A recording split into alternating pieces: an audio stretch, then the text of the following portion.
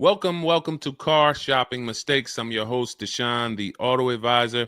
If you are car shopping now, or you will be in the next 3 to 6 months, type me in the comments. Let us know where you're at so that we can make sure that you have the advice you need to make the best car deal you've ever made and not be spending more than 30 minutes in car dealerships. The name of the game with great deals is to not be spending time in dealerships. The more time you're spending in dealerships, the worse deal you're getting. The worst deal you're getting. Valencia, good to see you. Valencia World says she's shopping.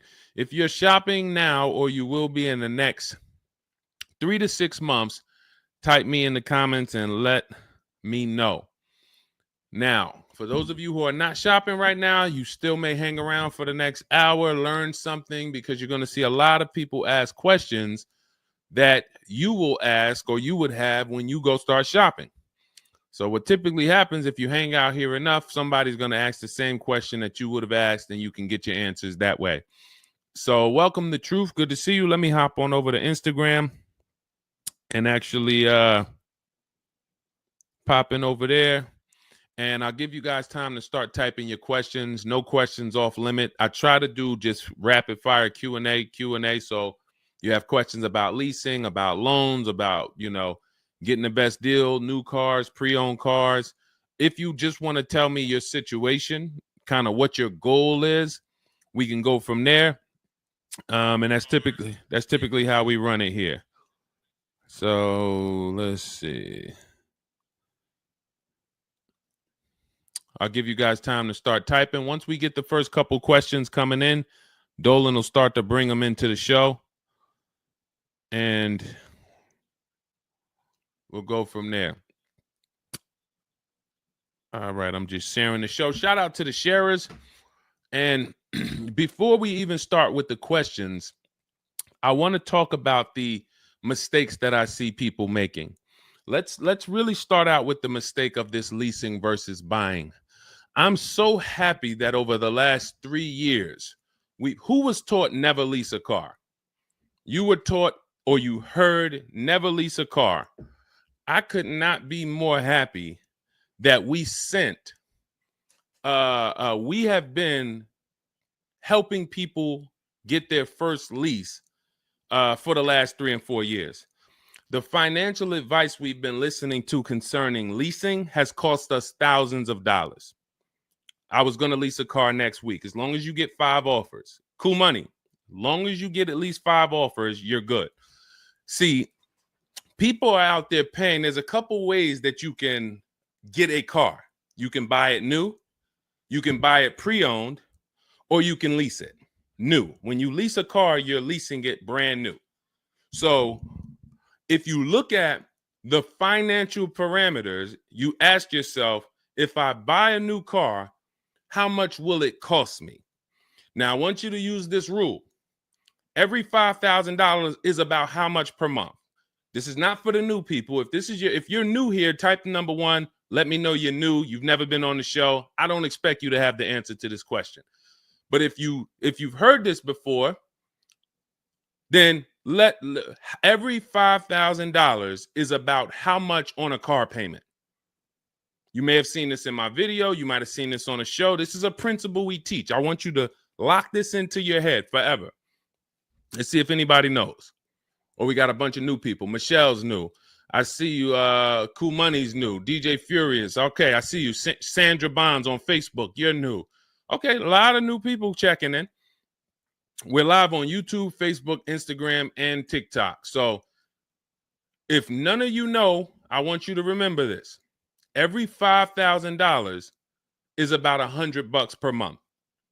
Good to see you, Digby, on TikTok. Every $5,000 is about $100 per month. So how do we turn that into a real budget? You look at a car, $30,000 divided by 5,000. You're going to see that's about 600. Well, that is 600. So when you see that a $30,000 car to purchase is $600, if you borrowed that money, now you know about how much that car is going to cost, about how much $600 a month will get you if you purchase. Now, if you lease, $600 a month, depending on the lease deal, could get you a $50,000 car. So we're driving. So if your budget is $600 per month, then you have a couple ways that you can get a car. You can go find a $30,000 new car, no money down. You're at about $600 on a 5-year loan. You can go find a $30,000 used car. You're about $600 on a 5-year loan. Now, for $30,000 used car, maybe it was like $45 when it was new. You get it for $30. Or you can get a $50,000, depending on the lease deal, brand new car that you lease. So let's drive this home. You have people pulling up in cars. They're all paying $600 a month. One of them is driving a brand new $30,000 car. They didn't put any money down. Another one is driving a $30,000 used car. They didn't put any money down. $30,000 car. Another one is driving a $50,000 brand new car. They didn't put any money down. Who's getting the most value? In the short term, it's the person driving the $50,000 new car. It's nothing you can say about that. It's no like, well, it depends. Nope. $50,000 brand new car, $30,000 brand new car, $30,000 used car. The person driving the $50,000 car at $600 a month is getting the most value, hands down. Now, in the long run, where do the people who buy win? That's where we talk about the 8-year rule. That's why if you're buying your cars and you're keeping it 8 years, you should be purchasing, not leasing.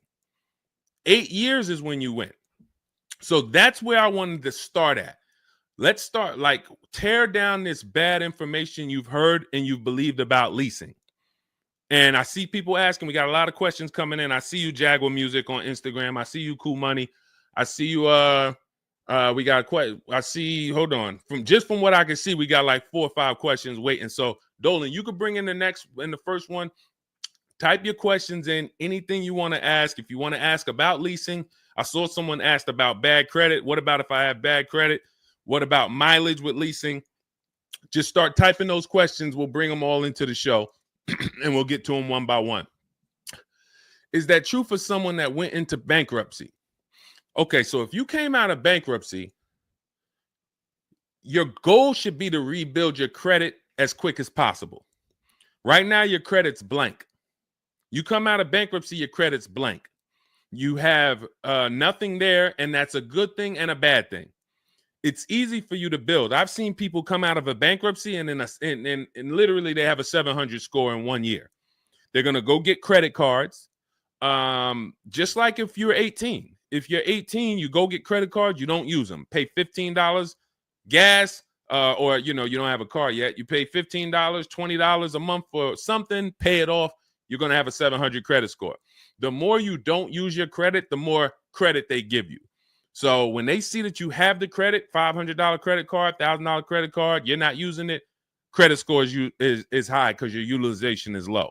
So that's what you should be doing. You cannot come out of a bankruptcy, just wipe your credit, and then go into the dealership and be like, okay, now I can get a car. You have no credit history. So the first goal should be, let me rebuild my credit as quick as possible, and you can do this quick. You can do this quick. Follow Shonda Martin. Some of you know Shonda Martin. She's on pretty much every platform we're on right now, and she's Road to 750 plus. Now you got to let me know. Can you wait and build your credit for 3 to 6 months? Can you start to get some type of credit history? Or are you in need of a car right now? In which case you have to get a car with bad credit or no credit. Because if you don't have anything on your history, that's technically no credit, which is bad credit. So, okay, you need something ASAP. Okay, so what you should be doing, and again, if you don't have good credit right now, you should be buying the smallest car you can with the lowest payment. I got into the car business 2006. I was 22. I've been in and around the car business since then. So what is that? Almost 20 years now? The mistakes come from 2 things. You don't know what to do. A lot of the stuff I'm going to say, oh, I didn't know I could sell a lease, Deshone. Oh, I didn't even know I could sell a car if I don't have the title. It's not paid off yet. I thought I had to pay it off to sell it.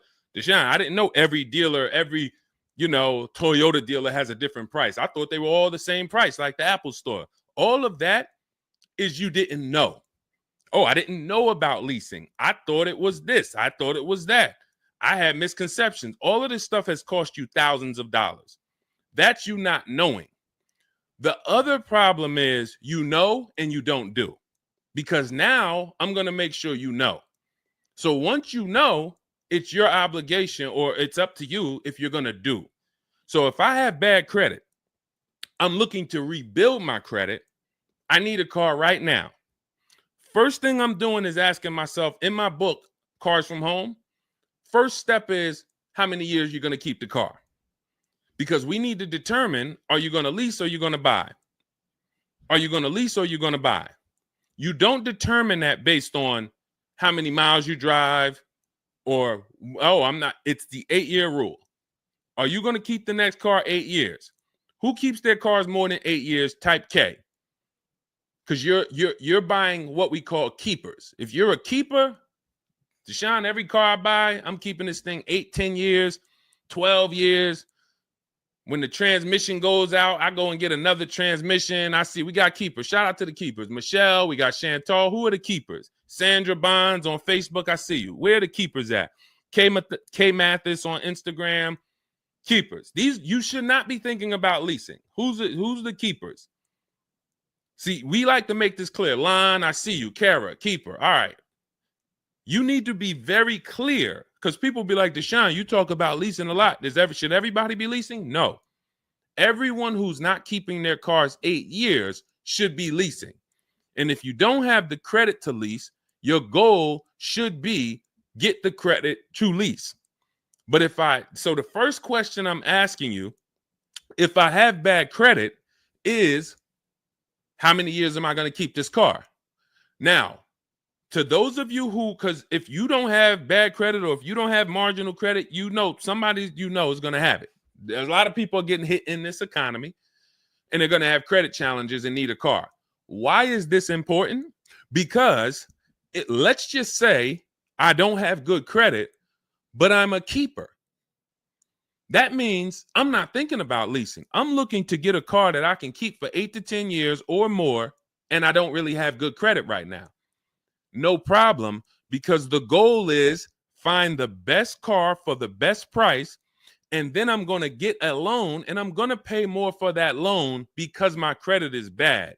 I still need to get a great price on the car. We got to talk about that. Separating the price of the car from the loan. Some of you are savvy and you understand this, and some of you just mix these things together. But when it comes to getting a high interest rate because I have bad credit, as long as I get a good car, once my credit is better, what can I do with that loan? So let's say I got a great price on a car. I got a car, it's going to last 10 years. It's perfect, but I'm paying 21% interest. So I'm going to fix my credit, work on my credit. And then once my credit is good, I still want to keep this car. What can I do with this loan? Refinance. That's a simple fix. But if you don't realize that you're a keeper, then you're going in and you're getting a bad car. 6 months, a year down the road, 2 years, the car's having problems because you didn't take it seriously that you needed a long-term car. So not only did you mess up the plan because the car is going to start having problems, now I got to see, do I want to fix the car, or do I want to, I got to make the payment, now my payment's due, but then the car's having problems. All of this can be prevented. And you need to know up front what your goal is. But if your goal is to lease, Deshone, I'm not keeping cars 8 years and I don't have good credit, you should be buying the smallest inexpensive car you can that you can get a loan on. $10,000 car, go drive it for 2 years, make your payments, and then switch into a lease. If you're driving a car, if you're buying a car to keep, then you can go and get a nice car, get the most car you can afford comfortably. You're going to have a high interest rate, and then you refinance that car when you actually get, your credit up. So this is all in my book.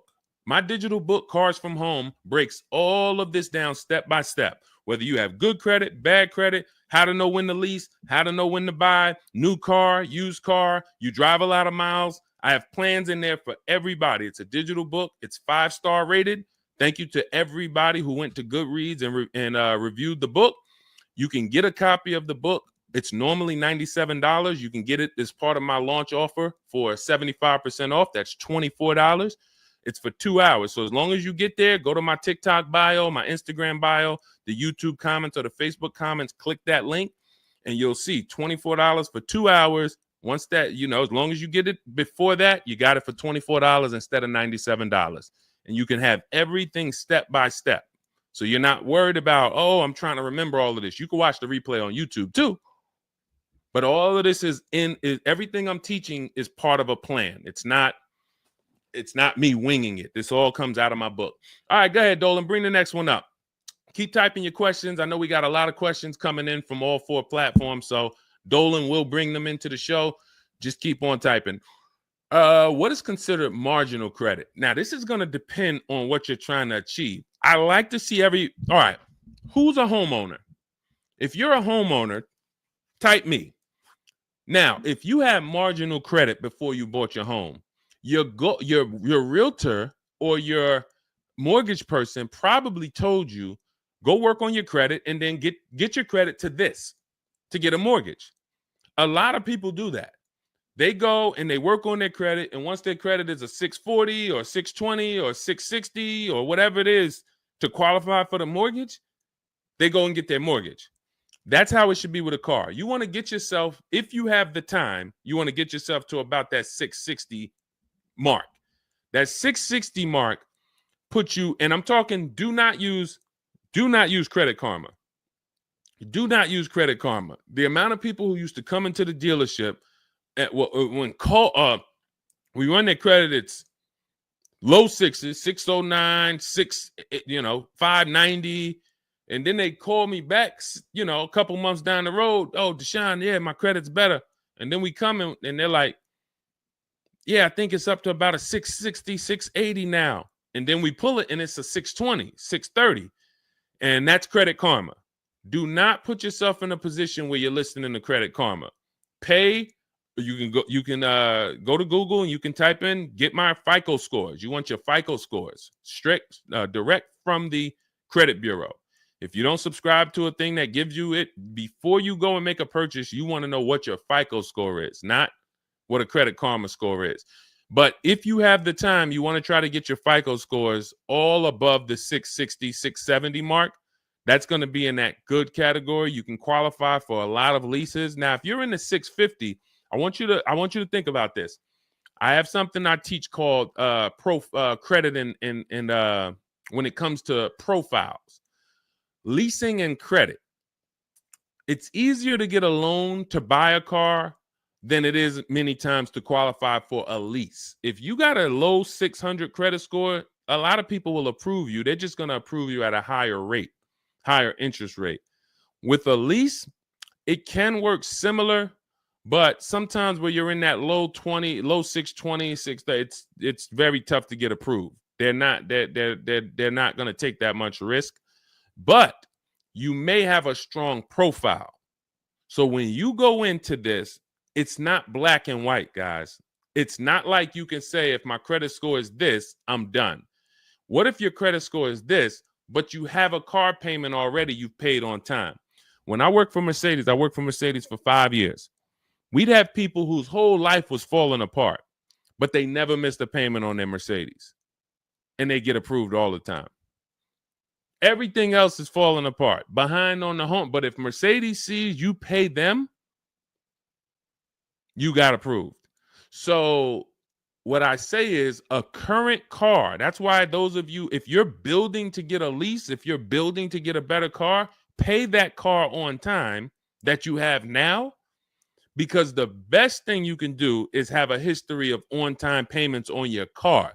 That means a lot to a bank versus missing the car or putting the payments on the back because you thought that somebody told you could do that and it wouldn't affect your credit. A lot of people learn the hard way. Oh, I thought when I put the payment on the back, it didn't show as late. It does.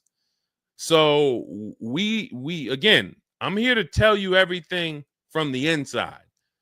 I've been helping people for years. We got people all around the country. You know, we'll bring a lot of them into the show. Marguerite, Brian, you know, a lot of the people who write in, Sheree.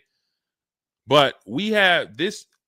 I'm telling you from the inside, not from your perspective. I'm not like the public, and it's like, oh, this guy this guy must have really learned about buying cars because he's teaching. No, I'm from the dealerships. And, you know, if I wasn't doing what I was doing for 10 plus years, that was my job in dealerships, working with people, looking at banks, looking at credit reports, sitting there, seeing people turn down, seeing negative equity. So that's where my solutions for you come from inside. And so I would tell you, try to get to that mid sixes mark. And you'll put yourself out of a manipulation zone. You can qualify for a lot more things. All right, I see you, Michelle. I see you. Kim Randall, good to see you. The Savage Mama checking in. Abdul checking in. Good to see you. Go ahead, Dolan. You can bring up the next one. All right. Shout out to Dad. Y'all running the likes up on TikTok. Thank you so much. Thank you to everybody who's double tapping the screen. We appreciate you. Can you talk about putting money down or not when purchasing a car? So important. Listen, this is a good one. This is a good one. I don't know who asked this question, but this is a good one. Can you talk about putting money down or not when purchasing a car? So here's how you want to make sure your down payment never gets taken if you are purchasing a car. You must separate your monthly payments from the price of the car. You make the mistake sometimes of going in and saying, what's the payments on that car? Who's ever said that? Hit the like button, type me. You ever said, hey, what's the payments like on that car right there? The reason why we don't do that is because you're actually mixing two transactions when you do that. Thank you for being honest. Shout out to the people who are being honest. You're mixing two transactions. You're looking at the price of the car and you're looking at the loan details, which equate to your monthly payment. See, if you pay cash for cars, then you understand you don't care about the payments. You go in, you're trying to find out the out the door price. What is my out the door price from the car for this car? If you're doing it our way, you're doing this from home. Bunch of dealers submitting offers to you. They're out the door offers for this car to your email, bidding war. We'll talk more about that in a little bit. That's the Cars from Home way. But once you get the out the door price, you then say, all right, that car that I want, $32,000, including all my tax, all my fees, $32,000. I pull up my auto loan calculator. How much is $32,000 on a car payment? Well, 5 years might be around $620 a month. 6 years might be around $550 a month. Okay. Do I want my payment to be that high? If I could afford that payment, do I want my payment to be that high? You see how we've separated the price of the car from our loan and our monthly payments. This has nothing to do, and this is what we call the 3 pillars of great car deals. 3 pillars. You cannot get a great car deal if you're mixing these 3 pillars. First one, who I buy my car from. Second, who I get my loan from. Third, who I give my old car to and sell it to. That's why we don't say trade here. That's a curse word. Forgive me if I even saying it. And if, we get some questions about trade-ins, we'll explain why we don't trade cars. So we have to separate these and bid out each one.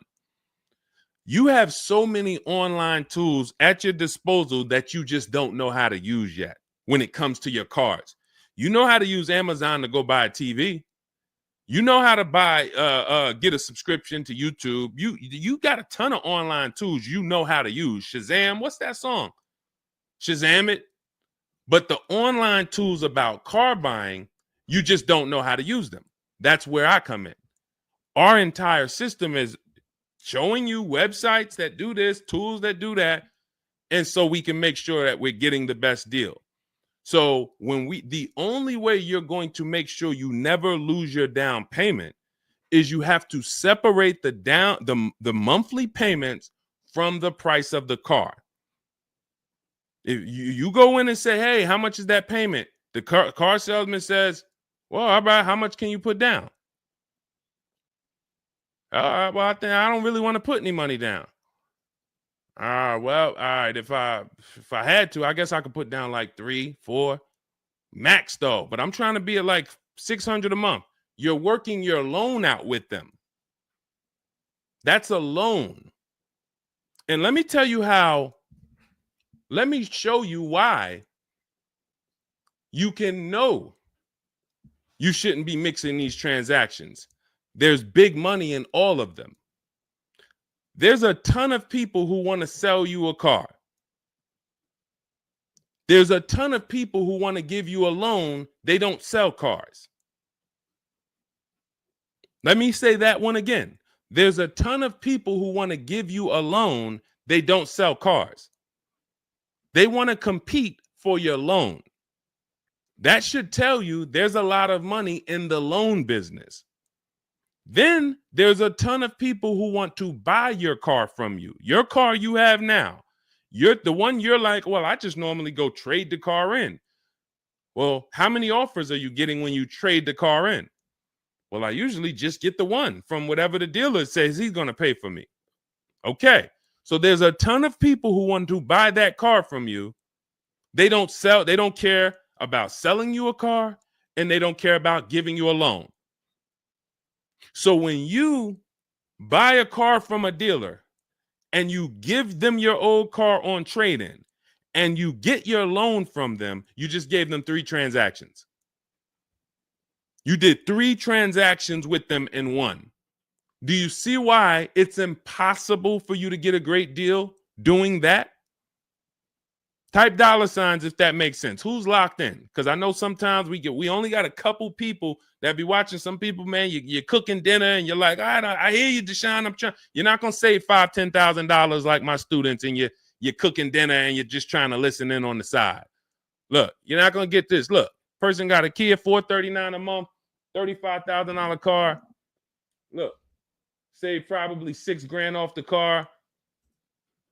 Melissa, $12,000 that she got from Carvana. Let me just read something from people who are locked in, so you can, maybe this will inspire you to get locked in. All right, this is Melissa. 4 days of leasing like a boss. That's our system we follow for getting our leases. Started with a Kia Telluride as first choice. Quotes for 36 months, 15,000 miles a year. Ranged from 642 to 653.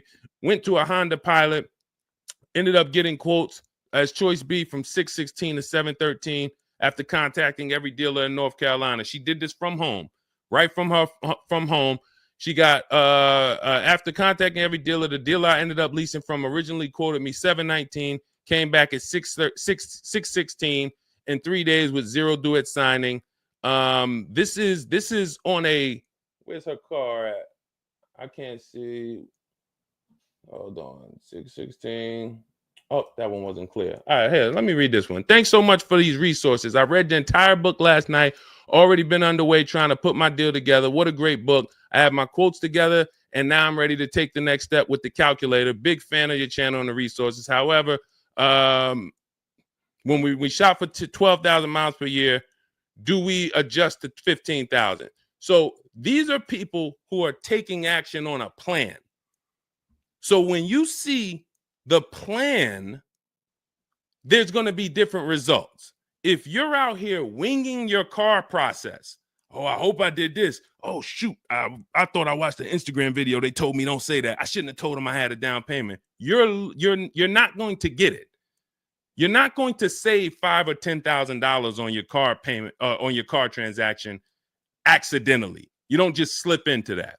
So lock in and grab this lesson now. I need to separate my transactions. Who I buy my car from is one transaction. I'm going to bid it out. I'm going to give a bunch of people an opportunity to sell me this car. If I'm looking at a used Toyota Camry, I want to see every Toyota Camry within 150 miles, and I'm going to narrow it down, and I'm going to pick the best one, independent of my loan. My loan is a whole nother story, because when I shop for my loan, I'm going to do the bank bidding war where I can have multiple people. I don't even want to mention that without telling you about it, because it's like, whoa, what's the bank bidding war, Deshone? Okay, so you can have multiple banks and credit unions compete for your interest rate in a small period of time, and it's going to weigh on your credit score like one hard inquiry. Like one hard inquiry. Mamba Mentality, I love the name. I love the name. Why can't I do a super chat? I don't know. Yinka, good to see you on Facebook. IB Johnson. On one hard inquiry. So let's just say, and so when you get your loan, how do we know that 5.2% interest rate was the best? How do you know that the 7.1 interest rate was the best if you have no other offers? And what we've been used to is we're just going to go with our bank. We're going to go with our credit union. We're going to go with the dealer's bank. Why? We're going to make these people compete. And when you do this, when you do it this way, you can have people compete in a short period of time and get multiple offers on your loan without it affecting your credit score. But it has to be done in a small window of time. Now, if you Google it, rate shopping, it'll say between 14 days and 45 days. You do it our way, it's going to take you 48 hours.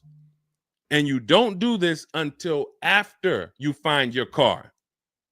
After you find your car is when you do a hard inquiry. You let these banks and credit unions compete for your loan. And again, you notice I've already found my car. I already got the best price on that car right there at ABC Motors. I got that thing on hold. Don't pick up the car the same day. As much as they're going to ask you, hey, you want to take it home today? You want to take it home today? No. If I take it home today, when do I have time to go shop my interest rates? I'm not taking it home today, but let me get my buyer's order with my numbers on it. Let me go home and let me actually do my shopping for my loan and my interest from home. And then if you can actually beat that rate, it's a competition. But because you didn't know that you could let multiple banks do this in a short period of time, you're only going to your bank. You coming back with a 6.49. Well, I guess that's good. What if somebody could get you a 5.49? Do you know how much a difference between a 5.49 and a 6.49 is on a loan? Could be $1,200. This is why we're getting all the money. So again, all of this is in my book, digital book, Cars from Home. You don't have to wait for it to come in the mail. You can have it by the end of the show. It's in my TikTok bio, Instagram bio, Facebook comments, and YouTube comments. Normally $97, but you can get it as part of our welcome offer for $24. As long as you get there before the 2 hours is up, you get it for 75% off. It'll have everything in there. That is the bank bidding war. If you're not, again, before we go to the next question, if you're leaving the dealership wondering, if I was to walk up to, yo, Deshone, what's going on, man? Hey, I just got this car, man. What do you think? Okay. Did you get a good deal on it? Yeah, man, I definitely got a good deal. How do you know? If you're not saying to me, yo, man, you know how many offers I saw? Man, I got about 6 offers on this car from different dealers. This was the best one. Okay, you did good. What about your loan? No, man, listen, my bank competed, credit union competed. The dealership told me none of their banks could beat what my bank gave me. Congratulations, man. You got a great deal. But if you don't have that same confidence, you did not get a great deal. And now you're driving in a $30,000 car, $50,000 car, and you don't have the confidence that you actually didn't leave thousands of dollars in these dealerships. This is crazy. And when you get mad and stop accepting it, you'll listen to what we're telling you to do. If you think you deserve that abuse, then you're going to keep doing the same thing. That's why you got to unlearn. Okay? So separate your transactions. Who I buy my car from, I'm getting multiple offers for. Who I get my loan from, I'm getting multiple offers. Who I sell my old car to, I'm getting multiple offers. And with the internet, I can do all of this right from my house. Right here. All right. That's the Cars from Home way. Let's go, Dolan.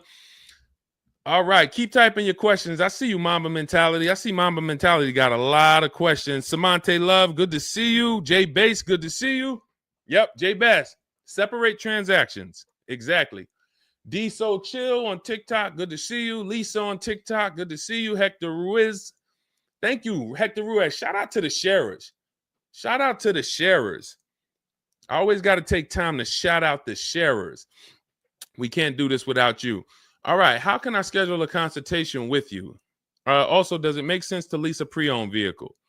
So let me answer the bigger part of the question first. Most leases are going to be brand new.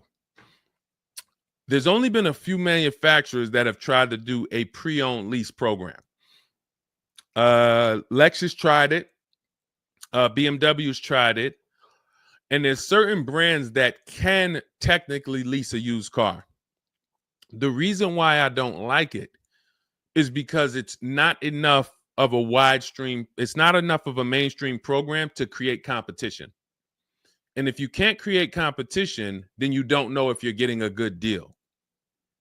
If you walk in to lease a brand new car and you're walking in and again, we don't do this.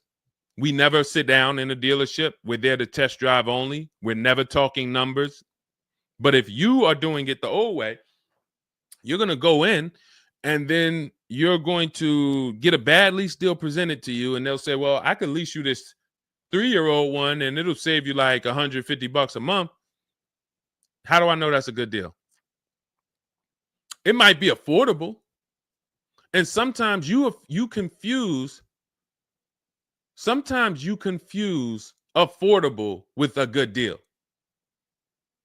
It's not a good deal because you could afford it. I want to let that sink in. We confuse, you know how many people I watch get a horrible deal, but they go home and they're like, yo, man, they got me to my payment. Bad credit usually. A lot of people with bad credit will brag about yo, man, you got to go see Joe, man. Why do we need to go see Joe? Man, he got me in a car. Nobody else could. All right, let's look at the numbers. Dag, you're paying 24% interest. You know this is an 8-year loan? You know this is an 8-year loan. Oh, nah. I just, listen, man, Joe, you sending all your friends to Joe. Oh, look, and this car has 70,000 miles on it. You paid 28,000 for it? See, because they got you to a payment you could afford. So you thought, good deal. Now, I go into a Bentley dealership right now. Bentley's $300,000. And they say to me, we'll give you this Bentley for $150,000. So they give me somebody offers to give me a $300,000 Bentley for $150,000. 50% off. We're going out of business. Take it.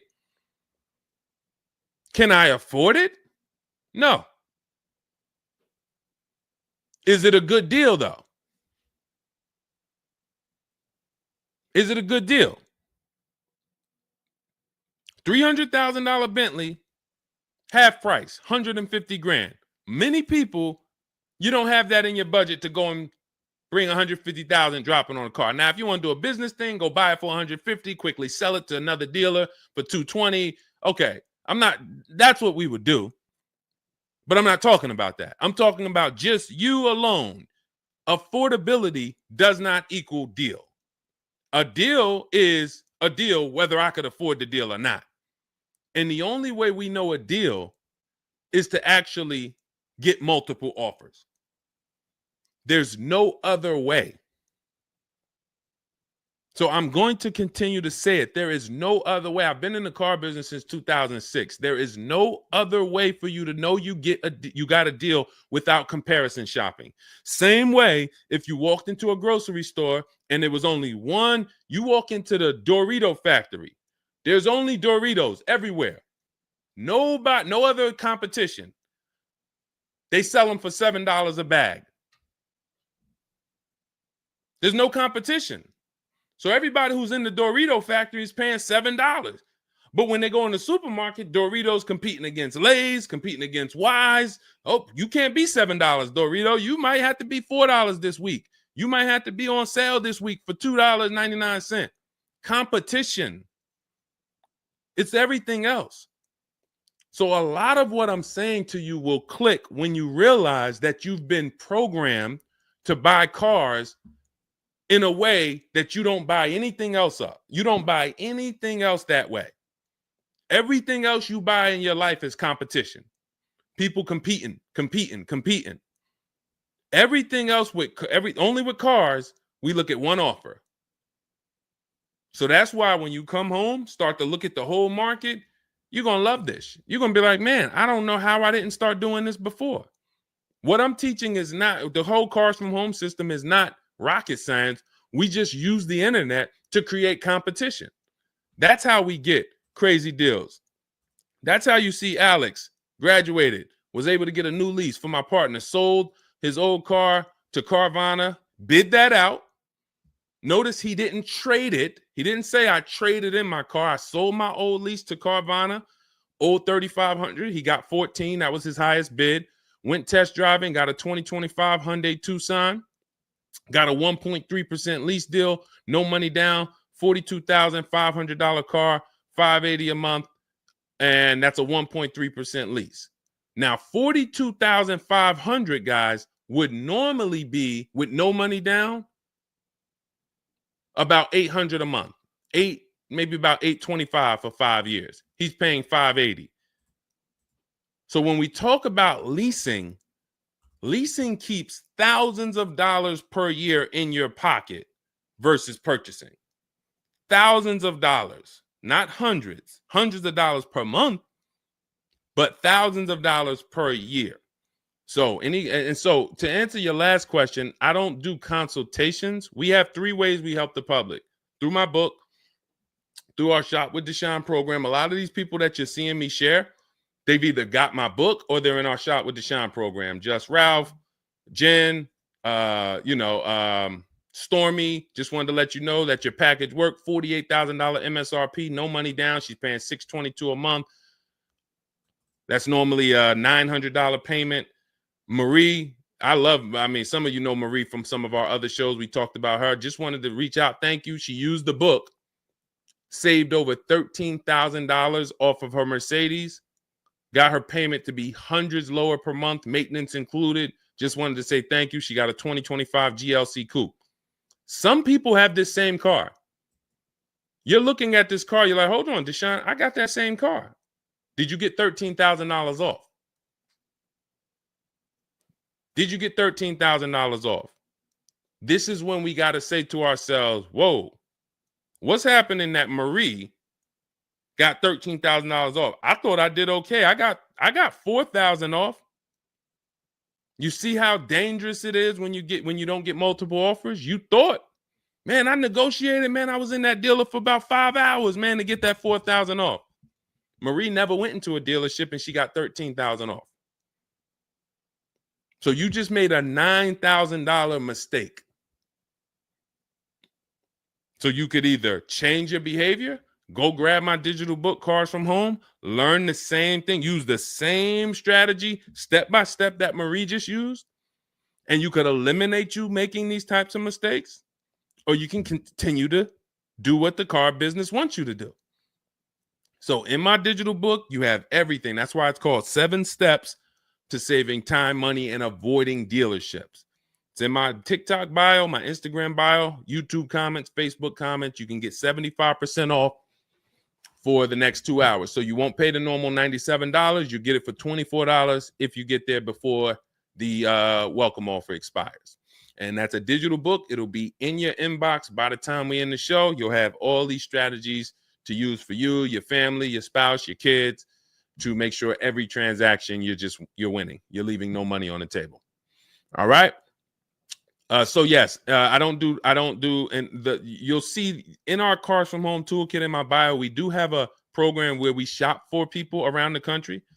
In fact, before we go to the next question, let me show you what you'll be able to do. But in our case, we do this for clients.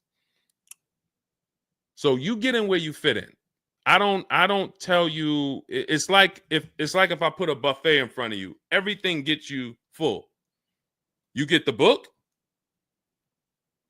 you're there. You come into Shop with Deshone, we do it together. You watch our video checklist. You have coaching calls, we have Zoom calls, we have a private Facebook group. You get to your goal. Or you can, if you qualify, you got to have the credit. You got to be shopping for a new car. You can look into our Done For You program. You can book a call with our team.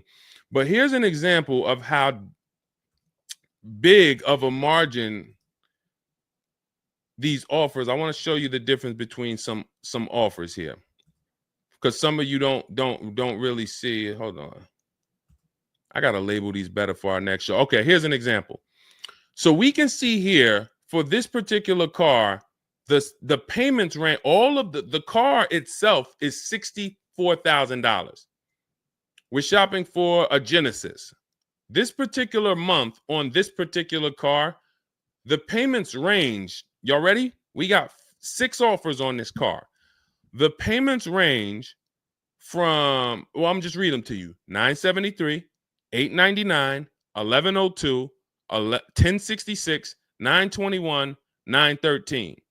Now this is initial payments. Why is there a $200 difference in these initial payments? This is why you never want to take people's first offer, because the initial payments are going to be high. But even in the initial negotiations, why is it, Deshone? Wait, all of these cars are the same price. Why is one dealer at $1,050 and another dealer is at $899? Because they're criminals. So what do you think you're doing if you just walk into a dealership and say, let me give this dealer a shot at negotiating? If you're negotiating with the dealer that's at $1,050 or $950 or $975, where are you going? And the goal is to have that dealer. This is why when these dealers come, when they come down $100, you think, oh, I had to win. Man, they just came down $100 per month. They started out, they were at $590, and now we're at $490. This has to be a good deal. Well, how do we know that they weren't supposed to start at $490 and end up at $390? If this is clicking for you, type a $, because this is clicking for some of you.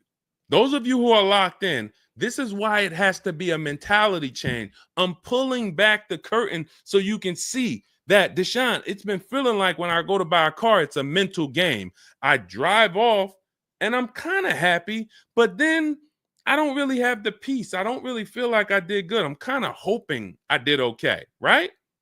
That's you, right? So I'm telling you that your gut has not been lying to you.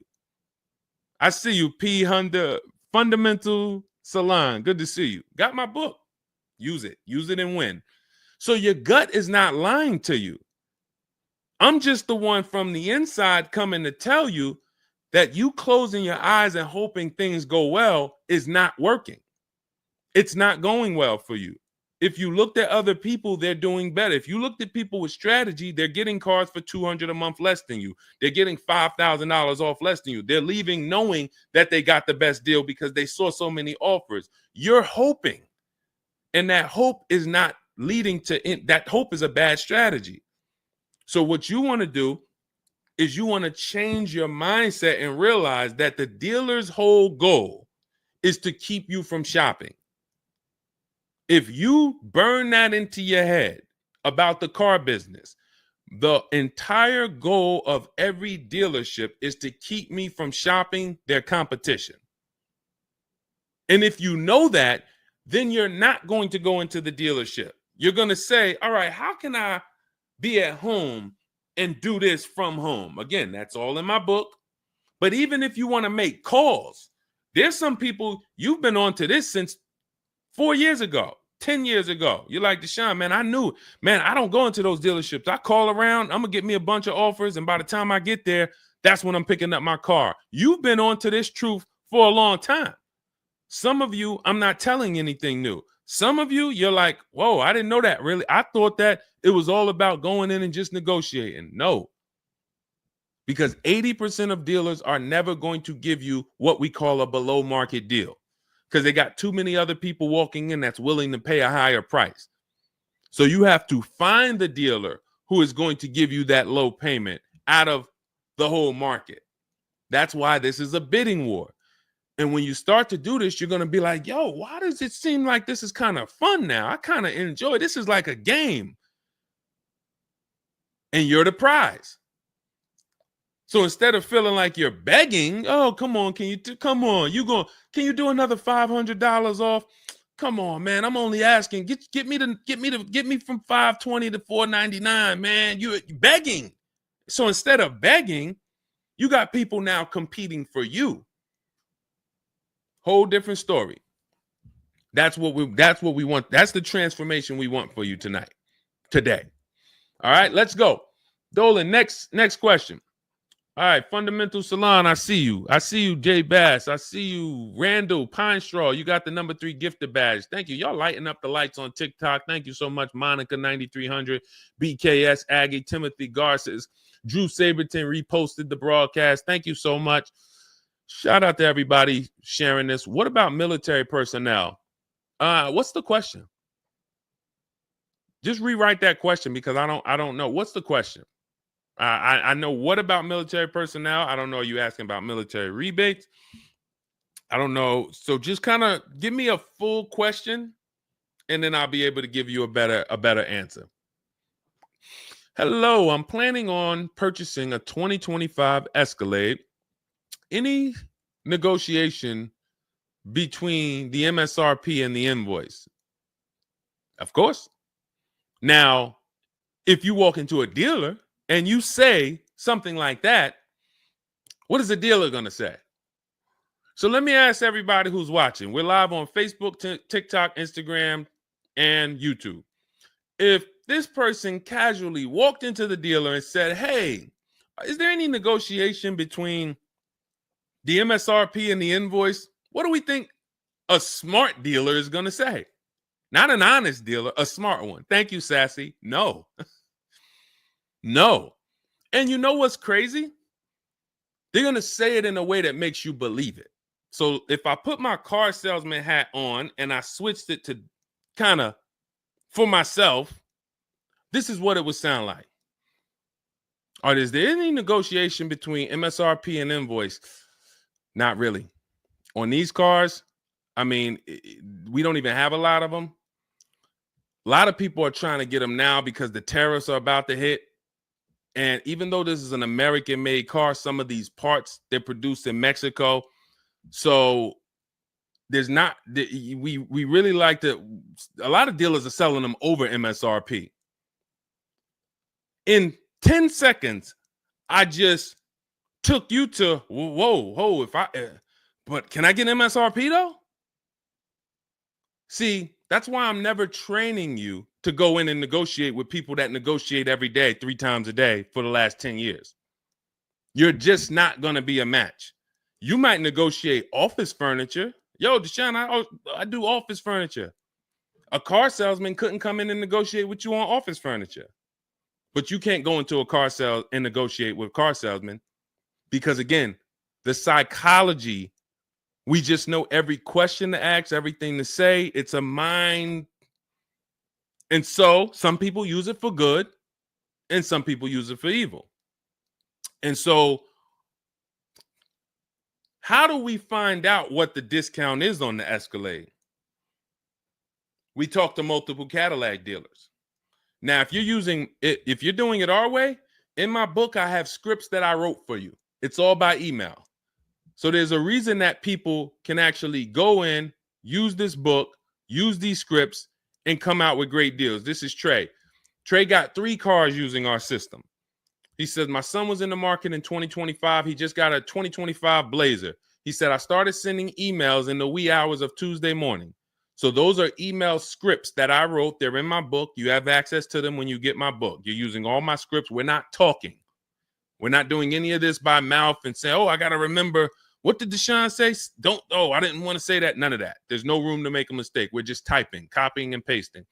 He says, emailed 25 to 30 dealerships, got 8 offers, closed the deal in 2 days. 2 days. So some of you, you're like, Deshone, I need a car in like 2 weeks. No problem. Trey got his in 2 days.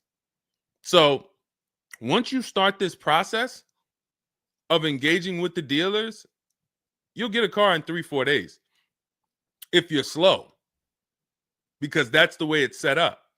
So he gets a $56,000 car. He closed the lease at $560 a month on this Blazer electric vehicle. $560 a month, first month's payment due at signing. That is a $56,000 car. And he's gotten 3 cars. He said his first one with our system was 2.5 years ago. He leased another vehicle for his daughter last October, and now he just got his son's lease. 1.5% lease, a 1.33% lease for his daughter, and a 1% lease for his son. So if you're doing it our way, you're sitting at home, you're getting multiple Cadillac dealers to compete by email, and then you're going to see, oh, this one's going to take off $2,000. This one's going to take off $5,000. These 4 are taking off nothing. This one, he's charging $3,000 over the list price. Oh, here's the winner. They're taking off $5,000. That's the best offer. Now, sometimes you get a deal like Sean, and we never know when the bottom is. And let's take this Genesis. Perfect example. This is a 2025 Genesis GV80. As you can see right here in writing, if you're on TikTok, you can't see, but if you're on Facebook, YouTube, or Instagram, you can see. You can see, let me just take that comment down real quick, Dolan, so I can show the discount at the bottom of that sheet, please. Just snatch that just for 1 second. Look at that. $8,469 off retail price.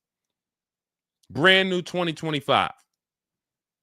Okay, you can put it back up, Dolan. Thank you. So when you look at that, this is the lowest offer of multiple offers. Maybe $8,500 is the best discount on this particular vehicle. But when we go to Sean, let's go to Sean. F-150 Lightning XLT, $73,000 vehicle. What's his discount? $21,000.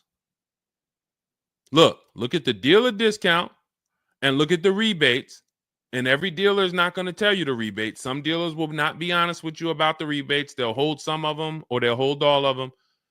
When he got all his offers, he saved $21,000 off the price of the car. So how do we determine, to answer your question about the Cadillac Escalade, what's the discount between MSRP and invoice? We don't know. Could be the best discount could be $3,000. The best discount could be $5,000, could be $10,000, $12,000. We don't know. And because you don't know, you cannot negotiate. If you knew that the best discount you could get on a Cadillac Escalade was $8,000, you knew that, then it would be easy to negotiate. I'm just going to go on. All right, man, come on. You're at $6,000. Nah, man, I want another $1,000 at least. I'll let you keep the last $1,000, but you got to get me to $7,000 because you know the bottom, $8,000. No car that we go in to get do we ever know what the bottom is. So what you're doing is you're feeling for the bottom. But if Sean thought $10,000 off was the bottom for his F-150 Lightning, then he wouldn't have got $21,000 off. That's the danger. So when I say to you, you're leaving $3,000, $5,000, $7,000 on the table, you can't say to me, Deshone, no, I'm not. Because I get so many offers, man. I know I'm not leaving money on the table. You don't know you're leaving money on the table. I got $8,000 off my Infinity truck I got when I leased it. How do I know that was the best offer? Because I had 7 other offers. I had 7 other offers of Infinity dealers that I went back and forth with by email. This one giving me $3,000 off. This one $4,000. This one $6,000. This one $6,000. This one we'll do $8,000 off. You got it. You won. Took me 60 minutes. This is where I want you to get new cars, used cars. You're making your deals from home. You're the prize. You're going into the dealership to pick up your car, man. They like, man, you sell cars? How'd you was like quick, man, that you kind of knew what this was quick. Car salesmen going to love you because you didn't waste their time. You didn't tie up 8 hours of their time. They're making deals with you in 20 minutes, 30 minutes. It's great for everybody, but it's mainly great for you. That's what we want. Okay, all of this is in my digital book, Cars from Home, 7 Steps to Saving Time, Money, and Avoiding Dealerships. It's not a mail book. It's a book. You can have it in your inbox in the next 5 minutes. Normally $97, but as part of our welcome offer, you can go to my TikTok bio, Instagram bio, click those links. You can go to the Facebook comments or the YouTube comments. Dolan has a link for you guys. You get 75% off. That's $24, but it's only for 2 hours. Now, if you visited earlier, some of you, I did a show, my last show, you might have visited the link and you missed the countdown. You'll see it's gone. So you want to make sure when you actually go there, even if you come back in a couple minutes, don't let that timer hit 0. Book's still worth $97. You saw Marie, she saved $13,000. So I think if Marie, if she was on the show, she would say, look, even if you missed the $24, get that book. Save me $13,000 off my price. All right. Corey Duncan, I'm just catching your comment on TikTok. Look, it works, y'all. I promise. Leased a car back in April after using his book. Got the best deal. You see what I'm saying? Like, and this is all over. It's too many people for me to pay. When I tell y'all, like, it's too many people. I pride myself on not can Deshone get great deals. Obviously, you guys know if I could sit on here and answer your questions for an hour and a half. Clearly, I've been in the car business since 2006. Clearly, Deshone can get great deals. But can other people? That's why I'm showing you other people. That's why I'm showing you Benita. That's why I'm showing you Kimberly got 20 grand off her Maserati when she got it. Zafrina got 2 cars. She got a car last year, got her Jeep Grand Cherokee, $66,000 car. She got it for $579 a month. And then she just got another car that she posted 2026. Not even a 2025. 2026s. It ain't even out yet. She got a Kia or just came out recently.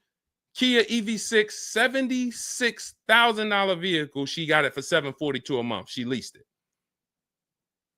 Now let me just do some math for you real quick on how crazy a deal that is that Zafrina got on her second car. The first one's crazy too. They're both crazy. But let me just, here's how we judge a lease. We judge a lease by how much we're paying and how much car we get to drive for that payment. So the reason I created the 1.5% rule is for you to know you're paying too much money for a car you're giving back. The 1.5% rule tells us if we divide the monthly payment into the MSRP with no money down, it creates a percentage. And if that percentage is over 1.5 for 12,000 miles per year, we're paying too much. It's no value there. It's a bad value lease. Let's look at Zafrina's deal that she just got. She's paying $742 a month,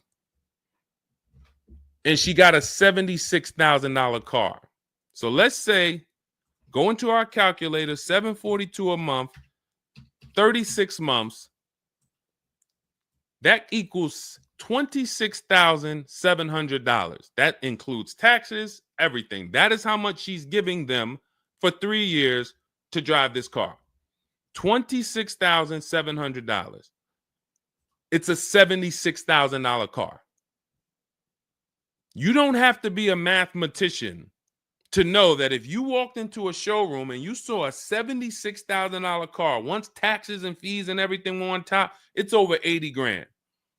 And you could drive that car for 3 years for $26,000 and you give it back to them, we don't have to, we can imagine how much value that is. So that's how we judge a lease. And the more I pay, the more I have to look at, okay, is this a good lease deal? Is it a great lease deal? Is it a steal? Zafrina got a steal. Anything 1% or lower, it's a steal. From 1% to 1.5%, that's a good deal. Well, let's say from 1% to 1.25, great deal, great value. And then from 1.25 to 1.5, good lease deal. So it's good, great, and a steal. Any of those is good. It depends on the vehicle, and it depends on how well you get offers, because different vehicles have different lease programs. But once we get, you don't walk into a dealership and say, hey, get me to 1.25 or get me to 1. You don't do that. You got to see what the best offer gets you. But this is where you want to be at. Empowered shopping. Okay. Thanks, Randall. I'm working on my lease deal now from the book. Way to go. Way to go. All right, Dolan, go ahead. Pull up the next one. I'm going to take a sip of water. I see we still got a lot of questions to get to. Let's go.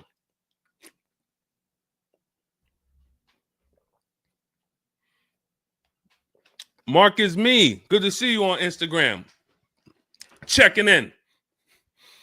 All right. Let's go. Does it matter if you email or call a dealership to find out the best price? All right. No. You just got to realize it's going to be different things that come with phone. The reason why. Okay. Who's a good negotiator? All right. Let me put it like this. Who's not a good negotiator? Let's be honest. Who's not a good negotiator? Type me. You're just not. It's not your thing. You don't really like confrontation. Not a good negotiator. Let's go. Who's gonna be honest? Oh, we got a bunch of good negotiators on here today. Bunch of good negotiators. Where we at? Hershey. What's going on? Randall, Sassy. Who's okay?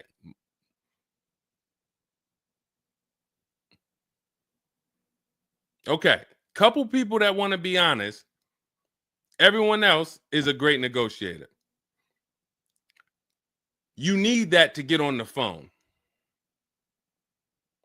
In order to get on the phone, you need to be a good negotiator. You need to be quick with your words.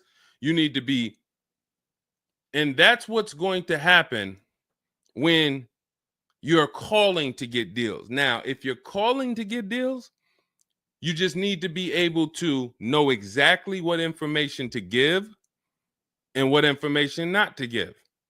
So let's just say you call in and you're trying to get an offer, and somebody says, "Hey, wait, I need your credit." Okay, are you gonna say, "Well, no, actually, the people who I've been working with, they haven't been asking for credit. Just assume tier 1," or are you gonna, fumble through that? And if you so this is what you're going to get. That's why I say if you're calling, you could try asking for sales managers. But the reason why email far exceeds getting the offers by phone. Now, look, getting the offers by phone is way better than walking in. But if you get the offers by phone, you still have to you have to try to lock down who the good dealer is, because you're not going to really have anything in writing. And that could be a problem. That could be a problem, because whenever you're going in and you're thinking this, that's why everything we do is from home. Your credit app is done from home. If I'm talking to somebody on the phone and I feel like I done talked to maybe 8 dealers, I got 5 offers, and one guy, Matt over at, that dealership it feel like he's being honest. He's giving me the offer. He told me this is what your payment's going to be. It includes taxes. It includes everything. Or this is what I'll sell you the car for out the door. Okay, I'm doing the credit app online because I want all of that firmed up before I get there. I have a video we're going to put out soon about a dealer who we just experienced this shopping for a client, where the dealer put something in writing. And then when we did the credit app, or the client did the credit app, changed the offer. So when they changed the offer, that means they didn't want to do that offer to begin with. Oh, no, they didn't change the offer. They said the car was sold.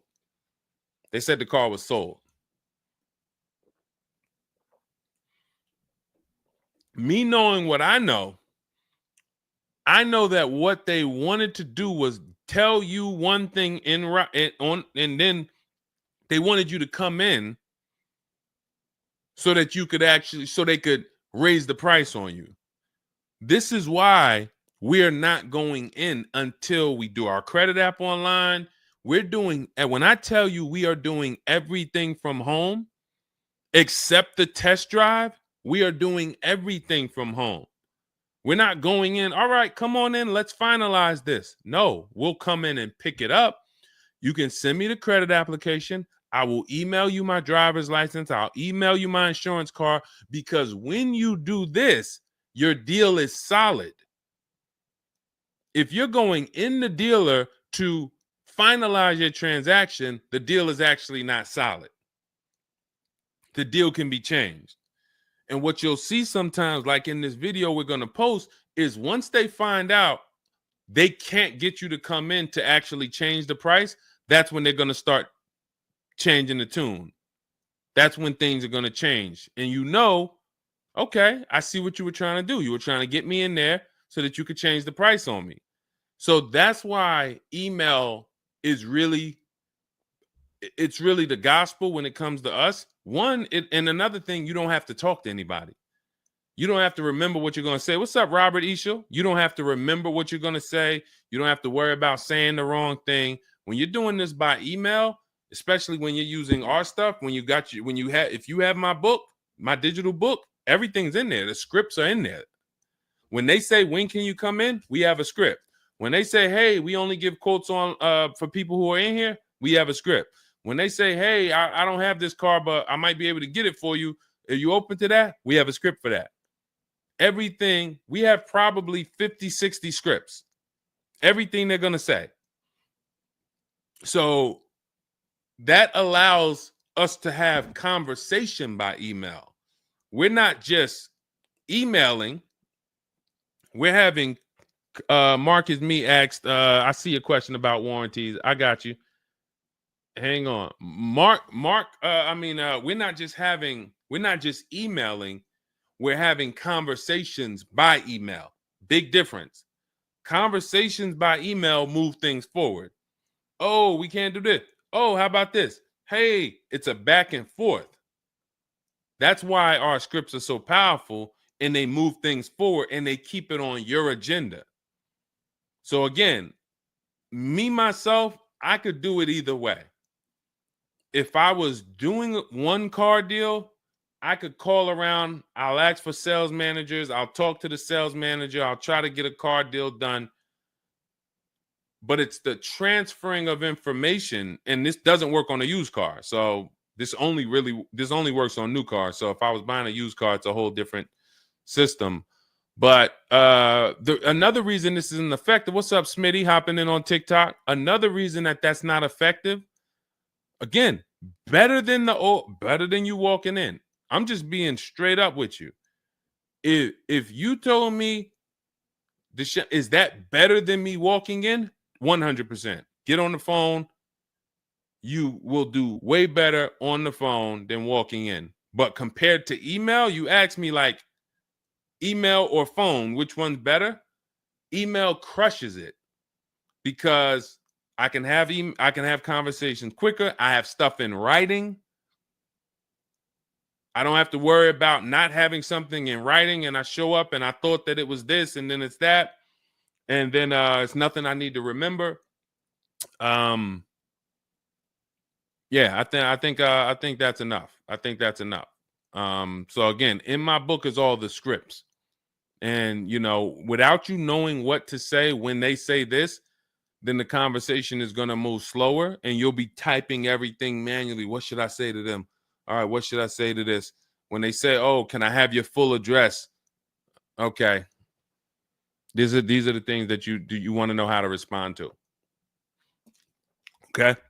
All of that is in my book.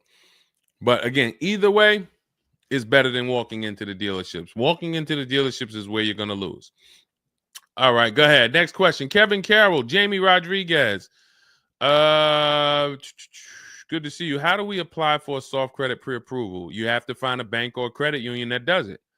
If your bank or credit union should be the first people you ask, can you get a soft credit pull pre-approval? Because the soft credit pull pre-approval doesn't start the rate clock, doesn't start first of all, the rate clock starts at the hard credit pull, which means your credit bureau, Equifax, Experian, TransUnion, they're looking now and saying, okay, you have a certain period of time where you can do more of these to actually get different rates.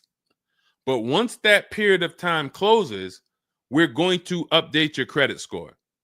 So let's just say you get that hard inquiry, and when it closes, your credit score drops 10 points.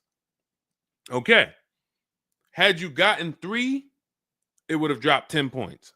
In that window, same 10 points. But if you let the window close, then you go and get another hard pull. When the next window closes, it's another 10 points. That's why we don't want to be moving like that. We don't want multiple hard pulls in a spaced out period of time. So you want soft credit pull, and if your bank or credit union doesn't do it, go to Google. Go to Google, type in soft credit pull pre-approvals.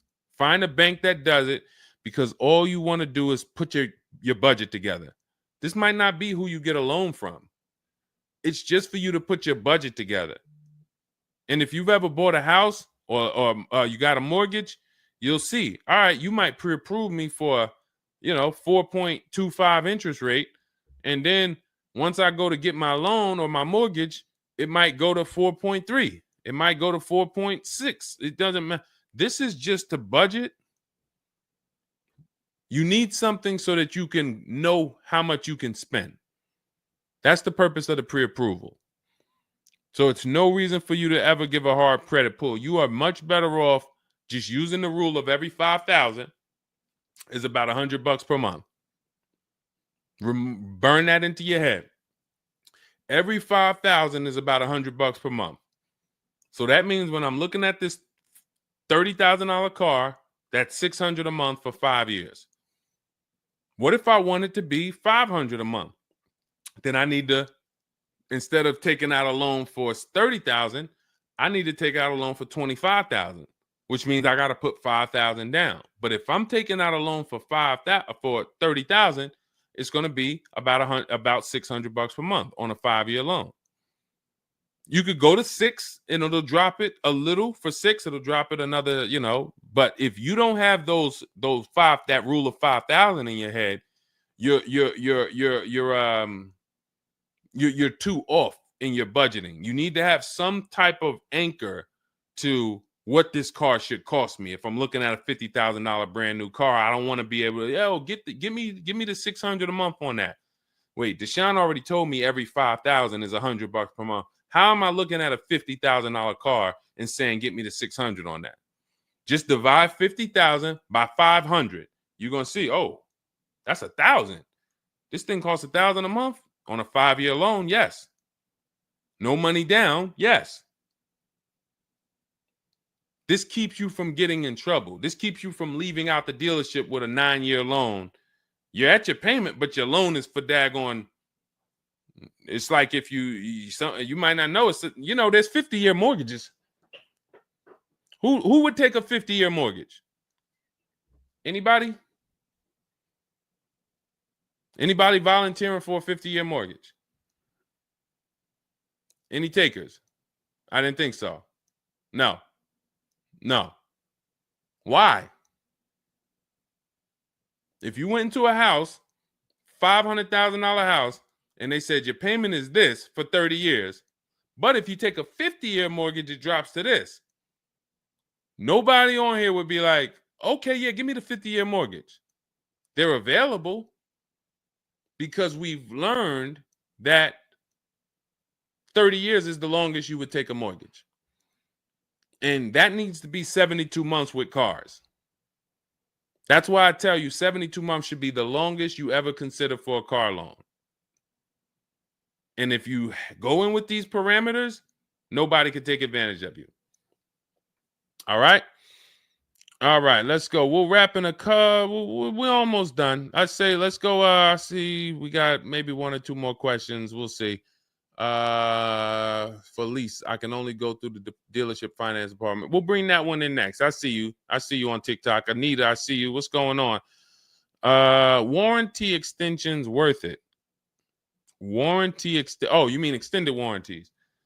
Okay. Are extended warranties worth it? Depends on the car.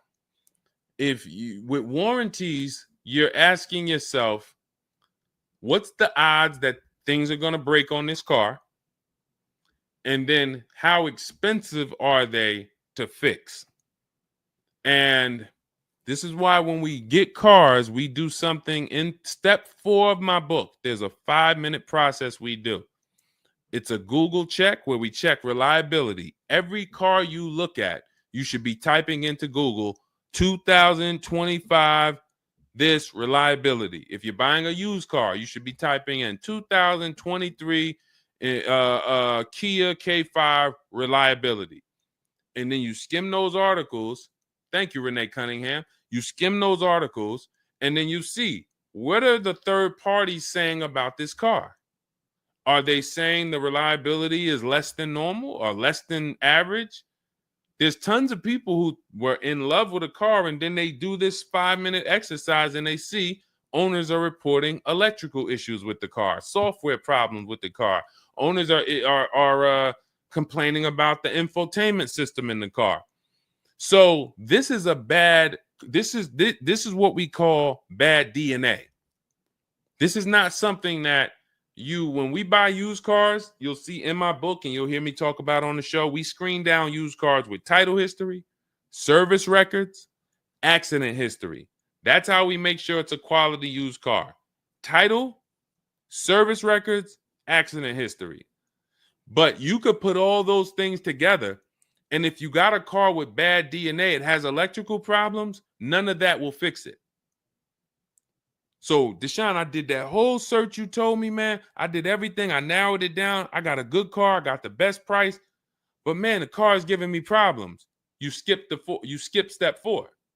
You didn't do that Google search I told you to do, right? No, I didn't, man. I didn't do it, man. I skipped that. That right there, now you got a great deal on a bad car. So the things I'm telling you to do take 5 minutes. Nothing that I have talked about on this stream takes 2 hours or 1 hour or 45 minutes. Shoot, I have my car in 60 minutes. I do the whole process in 60 minutes. So not one thing I have told you takes more than 15 to 20 minutes at a time. So this is a 5-minute exercise concerning this question somebody asks, are extended warranties worth it? So extended warranties cannot fix a car with bad DNA. You want to skip that. So once you find out, okay, I got a car. For example, there's certain Nissans, when you pull them up, you do you're going to type in the year, the make, the model, longevity. Going back to the keepers. Everybody who answered earlier, they're a keeper. You buy your cars, you keep them more than 8 years, type K for keeper. You don't lease. I don't want you thinking about leasing. But if you're keeping, you need to think about warranties. Just like people who lease don't need to think about warranties for the most part, unless they're a high mileage driver, they're getting a high mileage lease, they're not thinking about warranties. So if you're a keeper, you're thinking about warranty, which means you need to look at longevity. There are certain cars you're going to type in, do this exercise, type in the year, make, model, and the word longevity to Google, and you're going to see this car, owners report transmission problems between 90 and 110,000 miles. There's nothing you can do to change that car's DNA. Nothing. So yes, you can get one with good service records, good accident history, good title history. Nothing you can do to change the fact that that car has transmission problems from 90 to 110,000 miles.